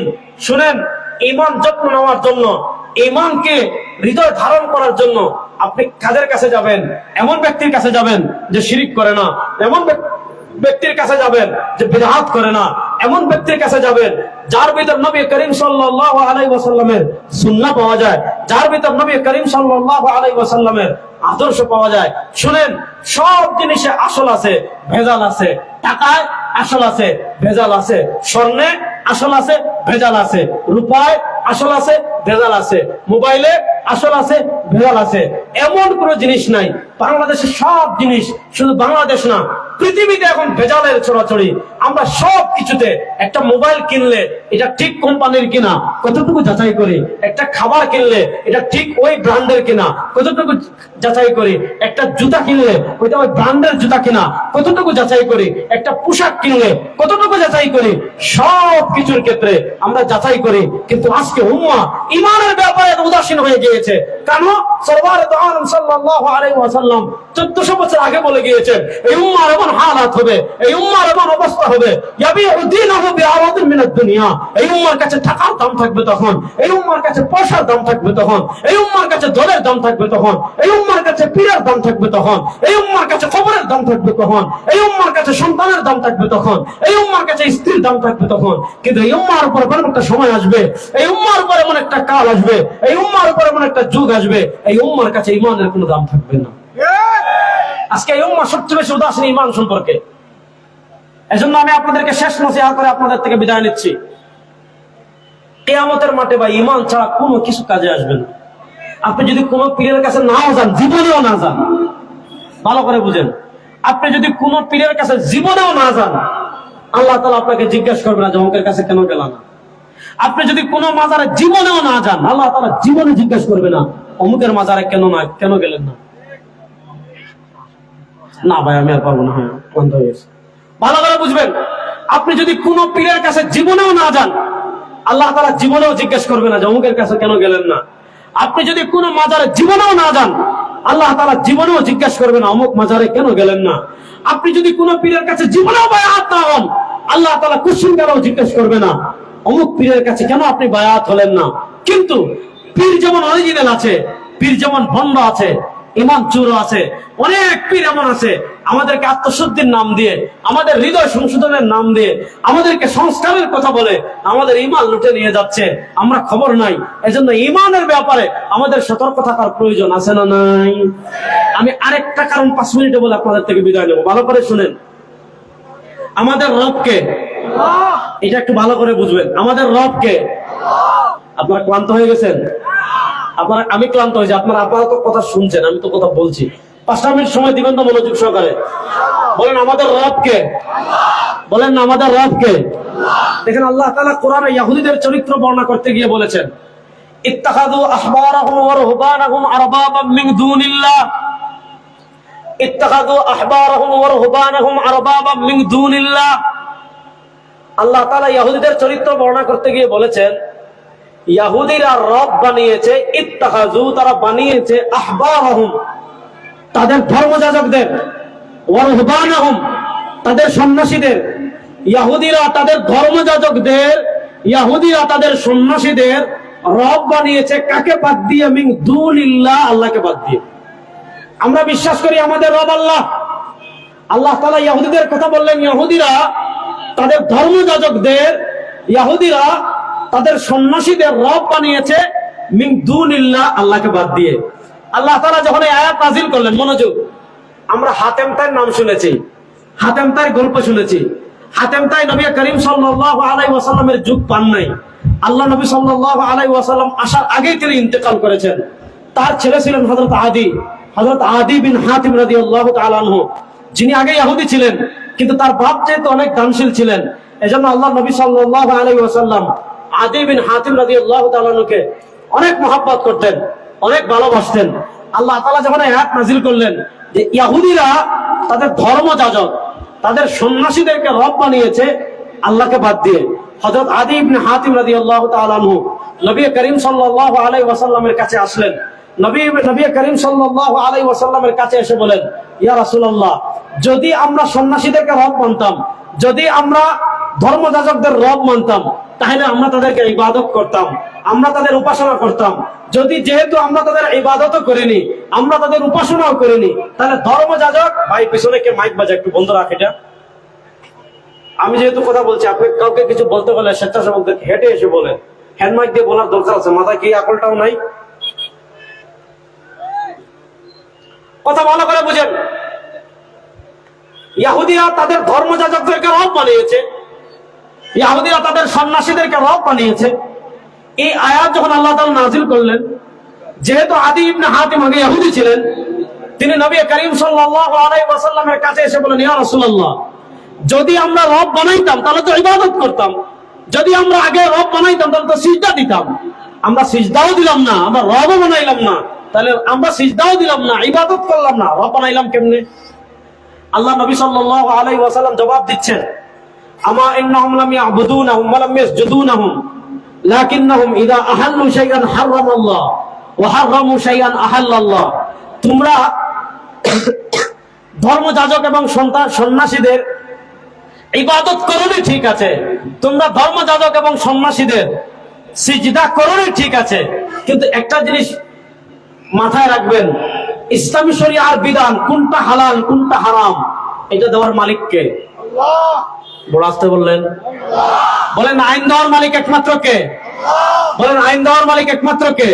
আল্লাহ লাহুল খালকু ওয়াল আমর, সৃষ্টি করেছেন আল্লাহ, আইন দিবেন একমাত্র আল্লাহ। তো আল্লাহ নবী সাল্লাল্লাহু আলাইহি ওয়াসাল্লাম বলেন, শোনো, তোমরা সিজদার মাধ্যমে তাদেরকে রব বানাও নাই, ইবাদতের মাধ্যমে তোমরা তাদেরকে রব বানাও নাই। আইন দুই প্রকারের, মনোযোগ। এক প্রকারের আইন, যেমন আপনি আইন করেছেন দিনাজপুরে রাত 10টার পরে এই রাস্তা দিয়ে আর গাড়ি চলবে না, এই আইন আপনি করতে পারেন। আপনি আইন করেছেন এখানে গাড়ি পার্কিং করবেন না, এই আইন করতে পারেন। আপনাদের ডিসি সাহেব আইন করেছেন এখানে কেউ পেশাব করবেন না, করতে পারেন। আইন করেছেন দুদিন লকডাউন থাকবে, কেউ বের হতে পারবেন না, করতে পারেন। আইন করেছেন এখানে কেউ ফুটপাত নিয়ে বসবেন না, আইন করতে পারেন। এই ধরনের আইন মানুষের কল্যাণে যে কোনো আইন যে কোনো প্রশাসন করতে পারে, সমস্যা নাই। রাষ্ট্রের উপকার্থে আপনি আইন করেছেন 5 বছর পর নির্বাচন হবে, করতে পারেন। রাষ্ট্রের উপকার্থে আপনি আইন করেছেন 2 থানার একজন এমপি হবে, করতে পারেন। রাষ্ট্রের উপকার্থে আপনি আইন করেছেন সিটি কর্পোরেশনের একজন মেয়র হবে, করতে পারেন। রাষ্ট্রের কল্যাণে আপনি আইন করেছেন প্রত্যেক থানায় একজন নির্বাহী অফিসার থাকবে, করতে পারেন, সমস্যা নাই। কিন্তু যে আইন, মনোযোগ, যে আইন আল্লাহ কোরআনে দিয়ে দিয়েছেন, মনোযোগ, যে আইন আল্লাহ কোরআনে দিয়ে দিয়েছেন, মনোযোগ, যে আইন আল্লাহ কোরআনে দিয়ে দিয়েছেন, ওই আইন পরিবর্তন করার ক্ষমতা দুনিয়ার কারো, বলেন না, ওই আইন পরিবর্তন করার ক্ষমতা দুনিয়ার কারো, ওই আইন পরিবর্তন করার ক্ষমতা দুনিয়ার কারো। আল্লাহ তাআলা আইন দিয়েছেন আস-সারিকু ওয়াস-সারিকাতু ফাকতাউ আইদিয়াহুমা। কেউ যদি ব্যাংক ডাকাতি করে, কেউ যদি শেয়ার বাজার ডাকাতি করে, কেউ যদি রাষ্ট্রের 1000 কোটি টাকা চুরি করে, ইসলাম আইন দিয়েছে ফাকতাউ আইদিয়াহুমা, 2 হাত কবজি পর্যন্ত কেটে ফেলে দিতে হবে। এই আইন দিয়েছেন কে? বলেন, এই আইন দিয়েছেন কে? বলেন না, এই আইন দিয়েছেন কে? আল্লাহর আইন পরিবর্তন করার ক্ষমতা দুনিয়ার কোন বাদশার নাই, দুনিয়ার কোন প্রেসিডেন্টের নাই, দুনিয়ার কোন প্রধানমন্ত্রীর নাই। একটা হলো আমাদের দেশে এই আইন নাই, সেটা ভিন্ন আলাপ। আমাদের দেশে নাই, আমরা আল্লাহর আইন বাস্তবায়নের চেষ্টা করব। কারণ আমাদের দেশের বিচার ব্যবস্থা 54 বছর ব্রিটিশ প্রবর্তিত আইনে চলেছে। আমাদের দেশের বিচার ব্যবস্থা যে দাঁড়িয়ে আছে যে আইনের উপরে, আইন আল্লাহর তৈরি করা না ব্রিটিশের তৈরি করা। আল্লাহর আইন তো দেখেন নাই, ব্রিটিশের আইন 54 বছর দেখেছেন।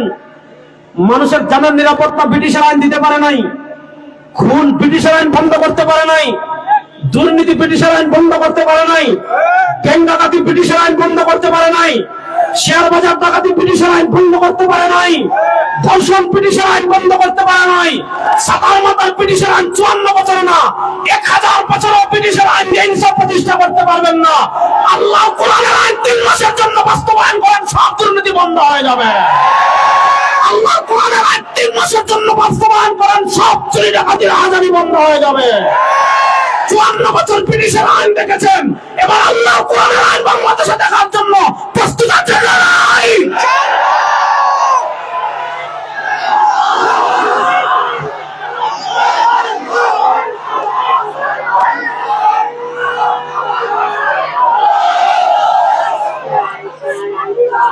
কথা ভালো করে বুঝেন, আল্লাহর আইন পরিবর্তন করার অধিকার দুনিয়ার কারো। বলেন, আল্লাহর আইন অধিকার পরিবর্তন করার অধিকার দুনিয়ার কারো। এবার ইহুদিরা কি করেছে? ইন্নাহুম ইযা আহাল্লু শাইআন হারামাল্লাহ, আল্লাহ বললেন এটা হারাম, ধর্মযাজকরা বলতো এটা হালাল। আল্লাহ বলতেন এটা হারাম, ধর্মযাজকরা বলতো এটা হালাল। আল্লাহ বলতেন এটা হালাল, ধর্মযাজকরা বলতো এটা হারাম। অর্থাৎ আল্লাহর বিধানকে বিকৃত করে ফেলতো ধর্মযাজকরা। আল্লাহ হালাল বললে তারা হারাম বলতো, আল্লাহ হারাম বললে তারা হালাল বলতো।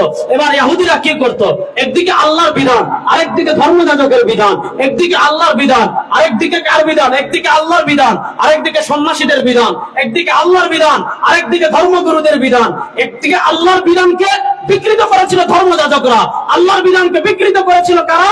সন্ন্যাসীরা। এবার ইহুদিরা কি করেছে?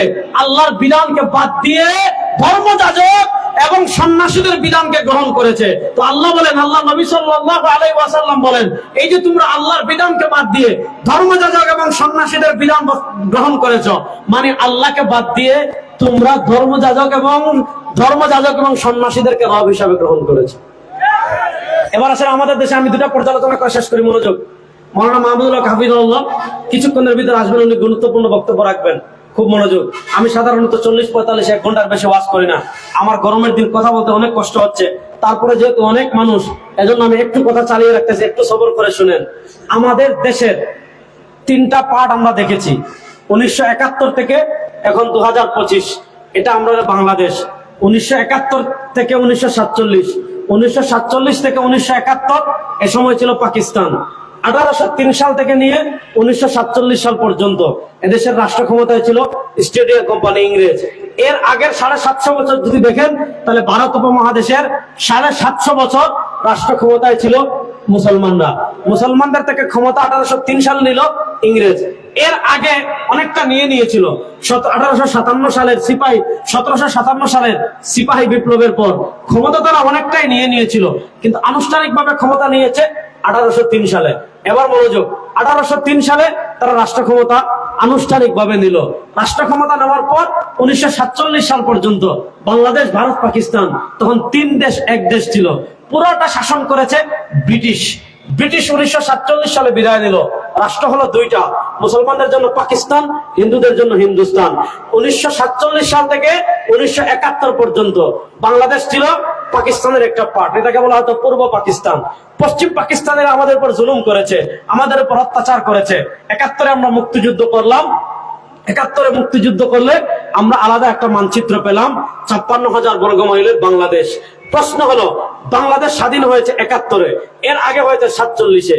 কিন্তু 47 থেকে 71, 71 থেকে 2025 আমাদের দেশের যে বিচার ব্যবস্থা আছে, আপনি সুপ্রিম কোর্টের বিচার ব্যবস্থা বলেন, আপনি হাইকোর্টের বিচার ব্যবস্থা বলেন, আপনি নিম্ন কোর্টের বিচার ব্যবস্থা বলেন, আল্লাহ কোরআন সুন্নায় একটা দেশে অপরাধ করলে, চুরি করলে কি শাস্তি হবে, ডাকাতি করলে কি শাস্তি হবে, ধর্ষণ করলে কি শাস্তি হবে, ইভটিজিং করলে কি শাস্তি হবে, মদ খেলে কি শাস্তি হবে, ডাকাতি করলে কি শাস্তি হবে, রাস্তায় গাড়ি দাঁড় করে চাঁদাবাজি করলে কি শাস্তি হবে, ইভটিজিং করলে কি শাস্তি হবে, দেশের টাকা বিদেশে পাচার করলে কি শাস্তি হবে, ব্যাংক ডাকাতি করলে কি শাস্তি হবে, আরেকজনের জমি দখল করলে কি শাস্তি হবে, গরিবের মাল আত্মসাৎ করলে কি শাস্তি হবে, উন্নয়নের বদলে রোজগার বদলে বাস দিলে কি শাস্তি হবে, ক্ষমতার জন্য ক্রস ফায়ার, ক্ষমতার জন্য গুলি করে মানুষ খুন করলে কি শাস্তি হবে, আরেকজনের পা নষ্ট করলে কি শাস্তি হবে, আরেকজনের চোখ ক্ষমতার জন্য নষ্ট করলে কি শাস্তি হবে, হেলিকপ্টার দিয়ে গুলি করলে কি শাস্তি হবে, অর্থাৎ প্রত্যেকটা অপরাধের কি শাস্তি হবে ইসলামে আছে না নাই?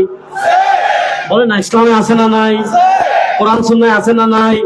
এবার বুঝেন, একটা হলো ইসলামের বিচার ব্যবস্থা। ইসলাম বলেছে চুরি করলে এই, ডাকাতি করলে এই, জিনা করলে এই, বদমাশি করলে এই, ইভটিজিং করলে এই, ডাকাতি করলে এই, খুন করলে এই, আরেকজনের হাত ভাঙলে এই, আরেকজনের চোখ নষ্ট করলে এই, আরেকজনের পা নষ্ট করলে এই, আরেকজনের জায়গা দখল করলে এই। একটা হইলো ইসলামের বিচার ব্যবস্থা। ইসলাম 3 ভাবে বিচার দিয়েছে, 3 প্রকারের বিচার ব্যবস্থা দিয়েছে। আমার সাথে বলেন হুদুদ। সবাই বলেন না হুদুদ। সবার আওয়াজ শুনতে চাই, হুদুদ। কিসাস বলেন না, হুদুদ, কিসাস, হুদুদ, কিসাস, তাজিরাত। বলেন হুদুদ, কিসাস, তাজিরাত। এটা হলো ইসলামের বিচার ব্যবস্থা। ইসলামের একটা বিচার ব্যবস্থা হলো হদ। হদ কি? আসারিকু ওয়াসারিকাতু ফাকতাহু আইদিয়াহুমা। ইসলাম বলে কেউ যদি চুরি করে, এই চুরি করা মানে পেটের দায় না, মানে একজন নিরুপায় হয়ে পেটের দায় আর সহ্য করতে পারছে না, কেউ খাবার দেয় না, না থানা থেকে দেয়, না চেয়ারম্যান দেয়, না মেয়র দেয়, না এমপি সাহেব দেয়, না মন্ত্রী দেয়, না প্রধানমন্ত্রী দেয়, কেউ তাকে খাবার দিচ্ছে না, এলাকার কেউ খবর নিচ্ছে না। একজন নিরুপায় হয়ে আরেকজন মাছ চুরি করে ফেলছে, কাঁঠাল চুরি করে ফেলছে, হোটেল থেকে খাবার চুরি করে ফেলছে, আরেকজনের পকেট থেকে নিরুপায় হয়ে টাকা নিয়ে নিয়েছে। ইসলাম এটা বলে নাই তার হাত কেটে ফেলো। ইসলাম বলে কেউ ক্ষমতায় গিয়ে ব্যাংক ডাকাতি করেছে, শেয়ার বাজার ডাকাতি করেছে, দেশের টাকা লুটপাট করে বিদেশে বেগম পাড়া তৈরি করেছে, ইসলাম বলে কি করো, ফাকতাহু আইদিয়াহুমা, তার 2 হাত কবজি পর্যন্ত কেটে ফেলো। এটা হলো কার আইন? ইসলামের আইন। বলেন এটা কার আইন? দেখেন, ইসলামের আইন আমাদের দেশে নাই, এটা আমাদের ব্যর্থতা। আমরা আল্লাহর কাছে তওবা করব, আল্লাহ মাফ করে দেন, এবং ইসলামের আইন বাস্তবায়ন করার চেষ্টা করবো ইনশাআল্লাহ। এটা সবার জন্য ফরজ। বিএনপি ক্ষমতায় গেলে তাদের জন্য ফরজ, যারাই রাষ্ট্র ক্ষমতায় যাবেন কোরআনের আইন বাস্তবায়ন করা তাদের জন্য ফরজ। একটা হলো আল্লাহর আইন, আরেকটা হলো ব্রিটিশের আইন। আল্লাহ বলে হাত কাটো, ব্রিটিশ বলে জেলে রাখো। আল্লাহ বলে হাত কাটো, ব্রিটিশ বলে জরিমানা করো। আল্লাহ বলে হাত কাটো, ব্রিটিশ বলে এতদিনের সাজা দাও। আল্লাহ বলে হাত কাটো, ব্রিটিশ বলে এতদিনের ইয়ে করো। এখন দেখেন, ব্রিটিশের আইন আল্লাহর আইনের আমি কম্প্রোমাইজ করছি না। ব্রিটিশের আইন 54 বছর ব্রিটিশের আইনে সাজা দিয়েছেন। বলেন, ব্রিটিশের আইনে আমাদের দেশে চুরি বন্ধ করা সম্ভব হয়েছে? কিছুদিন আগে দেখলাম আমাদের বড় এক নেতার পকেট থেকে মোবাইল নিয়ে গেছে, আইফোন। এরকম দৃশ্য আমাদের দেশে আছে না নাই? এর বিপরীত ইসলামের শাস্তি দেখেন। ইসলাম বলে কোন আপেল মোশন চলবে না। আপনি নেতা হন, খেতা হন, যেই হন, আল্লাহ নবী বলেন লাউ কানাত ফাতিমা সালাকাত লাগাতাউ ইয়াদাহা, আরে নেতা খেতা বা জামান মে ফাতিমা চুরি করলে তার হাত কেটে দিব। এবার দেখেন, ইসলাম চুরির শাস্তি বলে নাই জেলখানায় রাখবেন। ভাই, আমাদের দেশে জেলখানায় যে অবস্থা, টাকা থাকলে শুনছি জেলখানায় নাকি বাঘের দুধও মেলে। ঠিক না বেটি? টাকা থাকলে আমাদের দেশের জেলখানায় বাঘের দুধও মেলে। ইসলাম বলে চুরি করলে হাত কবজি পর্যন্ত কেটে ফেলে দেন। এখন নেতা যদি চুরি করে, কর্মী যখন দেখবে কিরে আমার নেতার দেখে কবজি পর্যন্ত হাত নাই, তখন বলবে এটা নেতা না, এটা কি? বলেন, যখন আপনি কর্মীদেরকে অভিনন্দন জানানোর জন্য হাত বের করেছেন, কর্মীরা যখন দেখলো কি নেতার হাত নাই, তখন বুঝবে এটা নেতা না, এটা কি? আপনি এমপি হয়ে এলাকায় আসছেন, ল্যান্ড ক্রুজার দিয়ে এলাকাকে অভিনন্দন জানাবেন, গাড়ি থেকে হাত বের করেছেন, কর্মীরা দেখলো কিরে এমপি সাহেবের হাত নাই, তখন বুঝবেন এমপি না, এটা কি? আপনি পীর হয়ে মুরিদদেরকে বায়াত করাবেন, আপনি জুব্বার কবল থেকে হাত বের করেছেন, মুরিদরা দেখলো কিরে আমার পীর সাহেবের দুই হাত নাই, তখন বুঝবেন এটা পীর না, এটা কি? সুর। অর্থাৎ ইসলাম চুরির এমন শাস্তি দিয়েছে, আপনি কবরে যাবেন কিন্তু আপনার চুর পরিচয় বুঝতে পারবেন না। অর্থাৎ সারা জীবনের জন্য ইসলাম সাইনবোর্ড দিয়ে দিয়েছে চুর।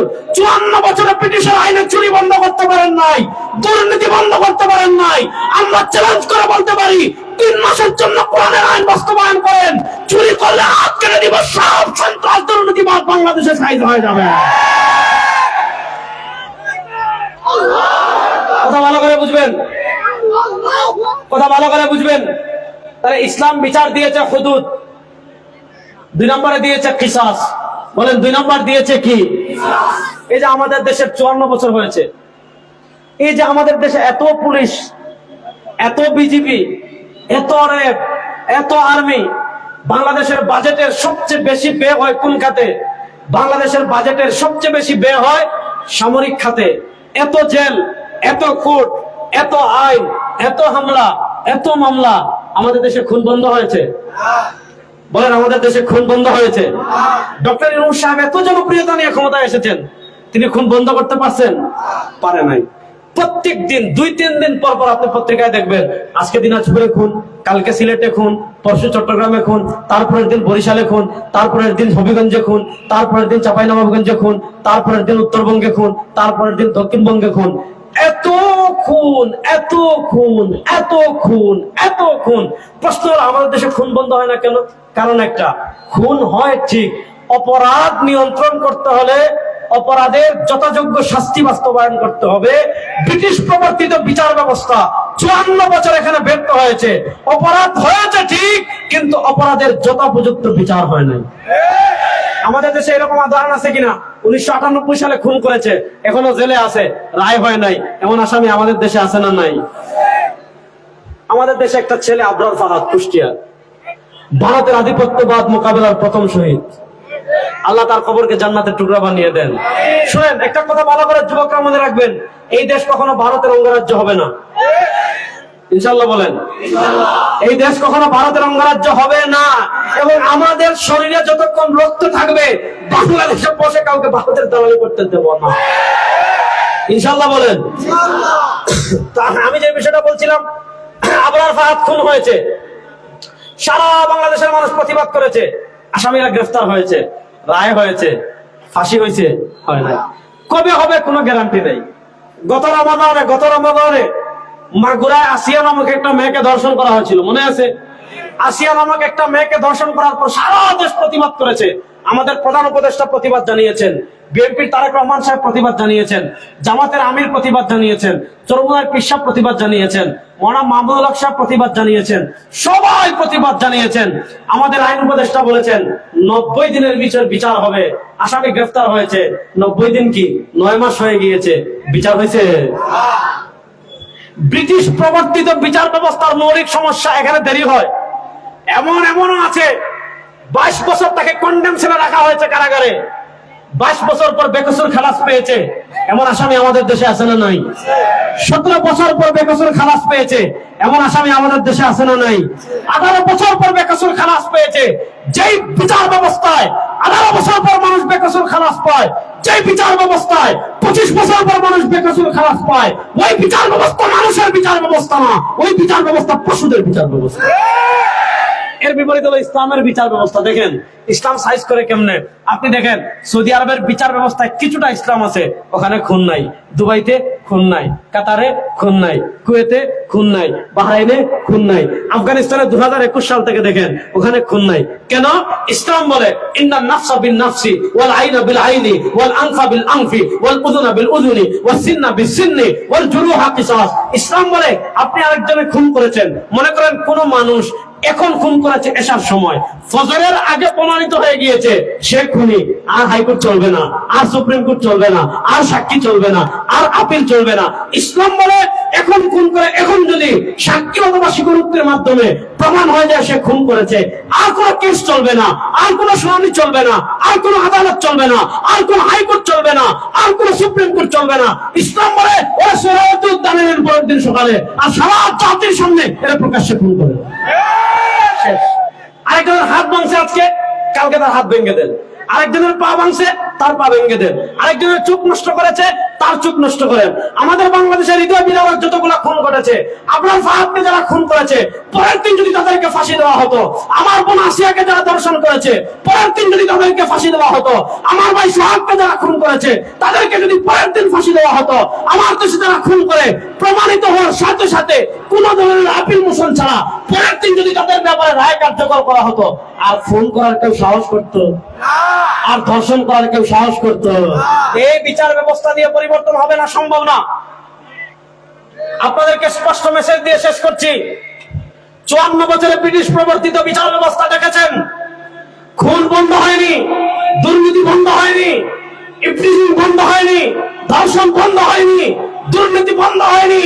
যে বিচার ব্যবস্থা 54 বছর ব্যর্থ হয়েছে, সেই বিচার ব্যবস্থাকে পায়ের তলায় পিষ্ট করে আল্লাহর কোরআনের বিচার ব্যবস্থা বাংলাদেশে প্রতিষ্ঠা করার জন্য প্রস্তুত যুবকরা আছে।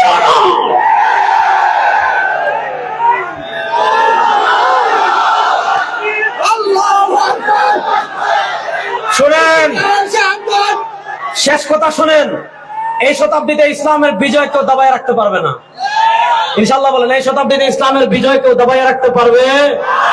2023 সালে ইসরায়েল চেয়েছিল, মানচিত্র প্রকাশ করেছিল, বিশ্ব থেকে ফিলিস্তিনের নাম মুছে দিবে, পারছেনি। গত পরশু যুদ্ধবিরতি হয়েছে, আমরা খুশি না বেজার? আমরা খুশি। তারা চেয়েছিল ফিলিস্তিনের নাম মুছে দিতে, আল্লাহ তাআলা সারা দুনিয়ার সব বেঈমান মুশরিক কাফেরদের কাছে তাদের মুখে ফিলিস্তিনের নাম জারি করে দিয়েছেন। হিসাব খুব সহজ, পৃথিবী 100 বছর পর পর পরিবর্তন হয়। যুবকরা রেডি থাকেন, গত 100 বছর মুসলমান মার খাইছি, 100 বছর মার দিব ইনশাআল্লাহ। কয় না?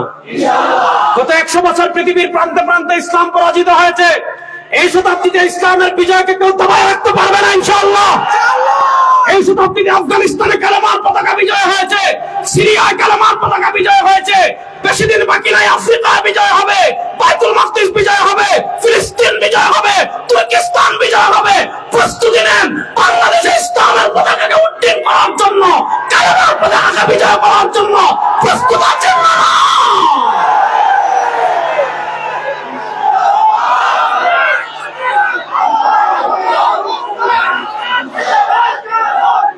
ইসলামের পক্ষে সবাই আছেন তো ইনশাআল্লাহ? ইসলামের বাংলাদেশ সব সময় প্রস্তুত আছেন তো ইনশাআল্লাহ? এবার আমার সাথে একটা স্লোগান দিবেন, নারায়ে তাকবীর, নারায়ে তাকবীর, নারায়ে তাকবীর। তন্ত্রমন্ত্রের দিন শেষ, তন্ত্রমন্ত্রের দিন শেষ, তন্ত্রমন্ত্রের দিন শেষ। ইসলামের বাংলাদেশ, তন্ত্রমন্ত্রের দিন শেষ, ইসলামের বাংলাদেশ। আসসালামু আলাইকুম ওয়া রাহমাতুল্লাহ। আবার আপনাদের সাথে দেখা হবে ইনশাআল্লাহ।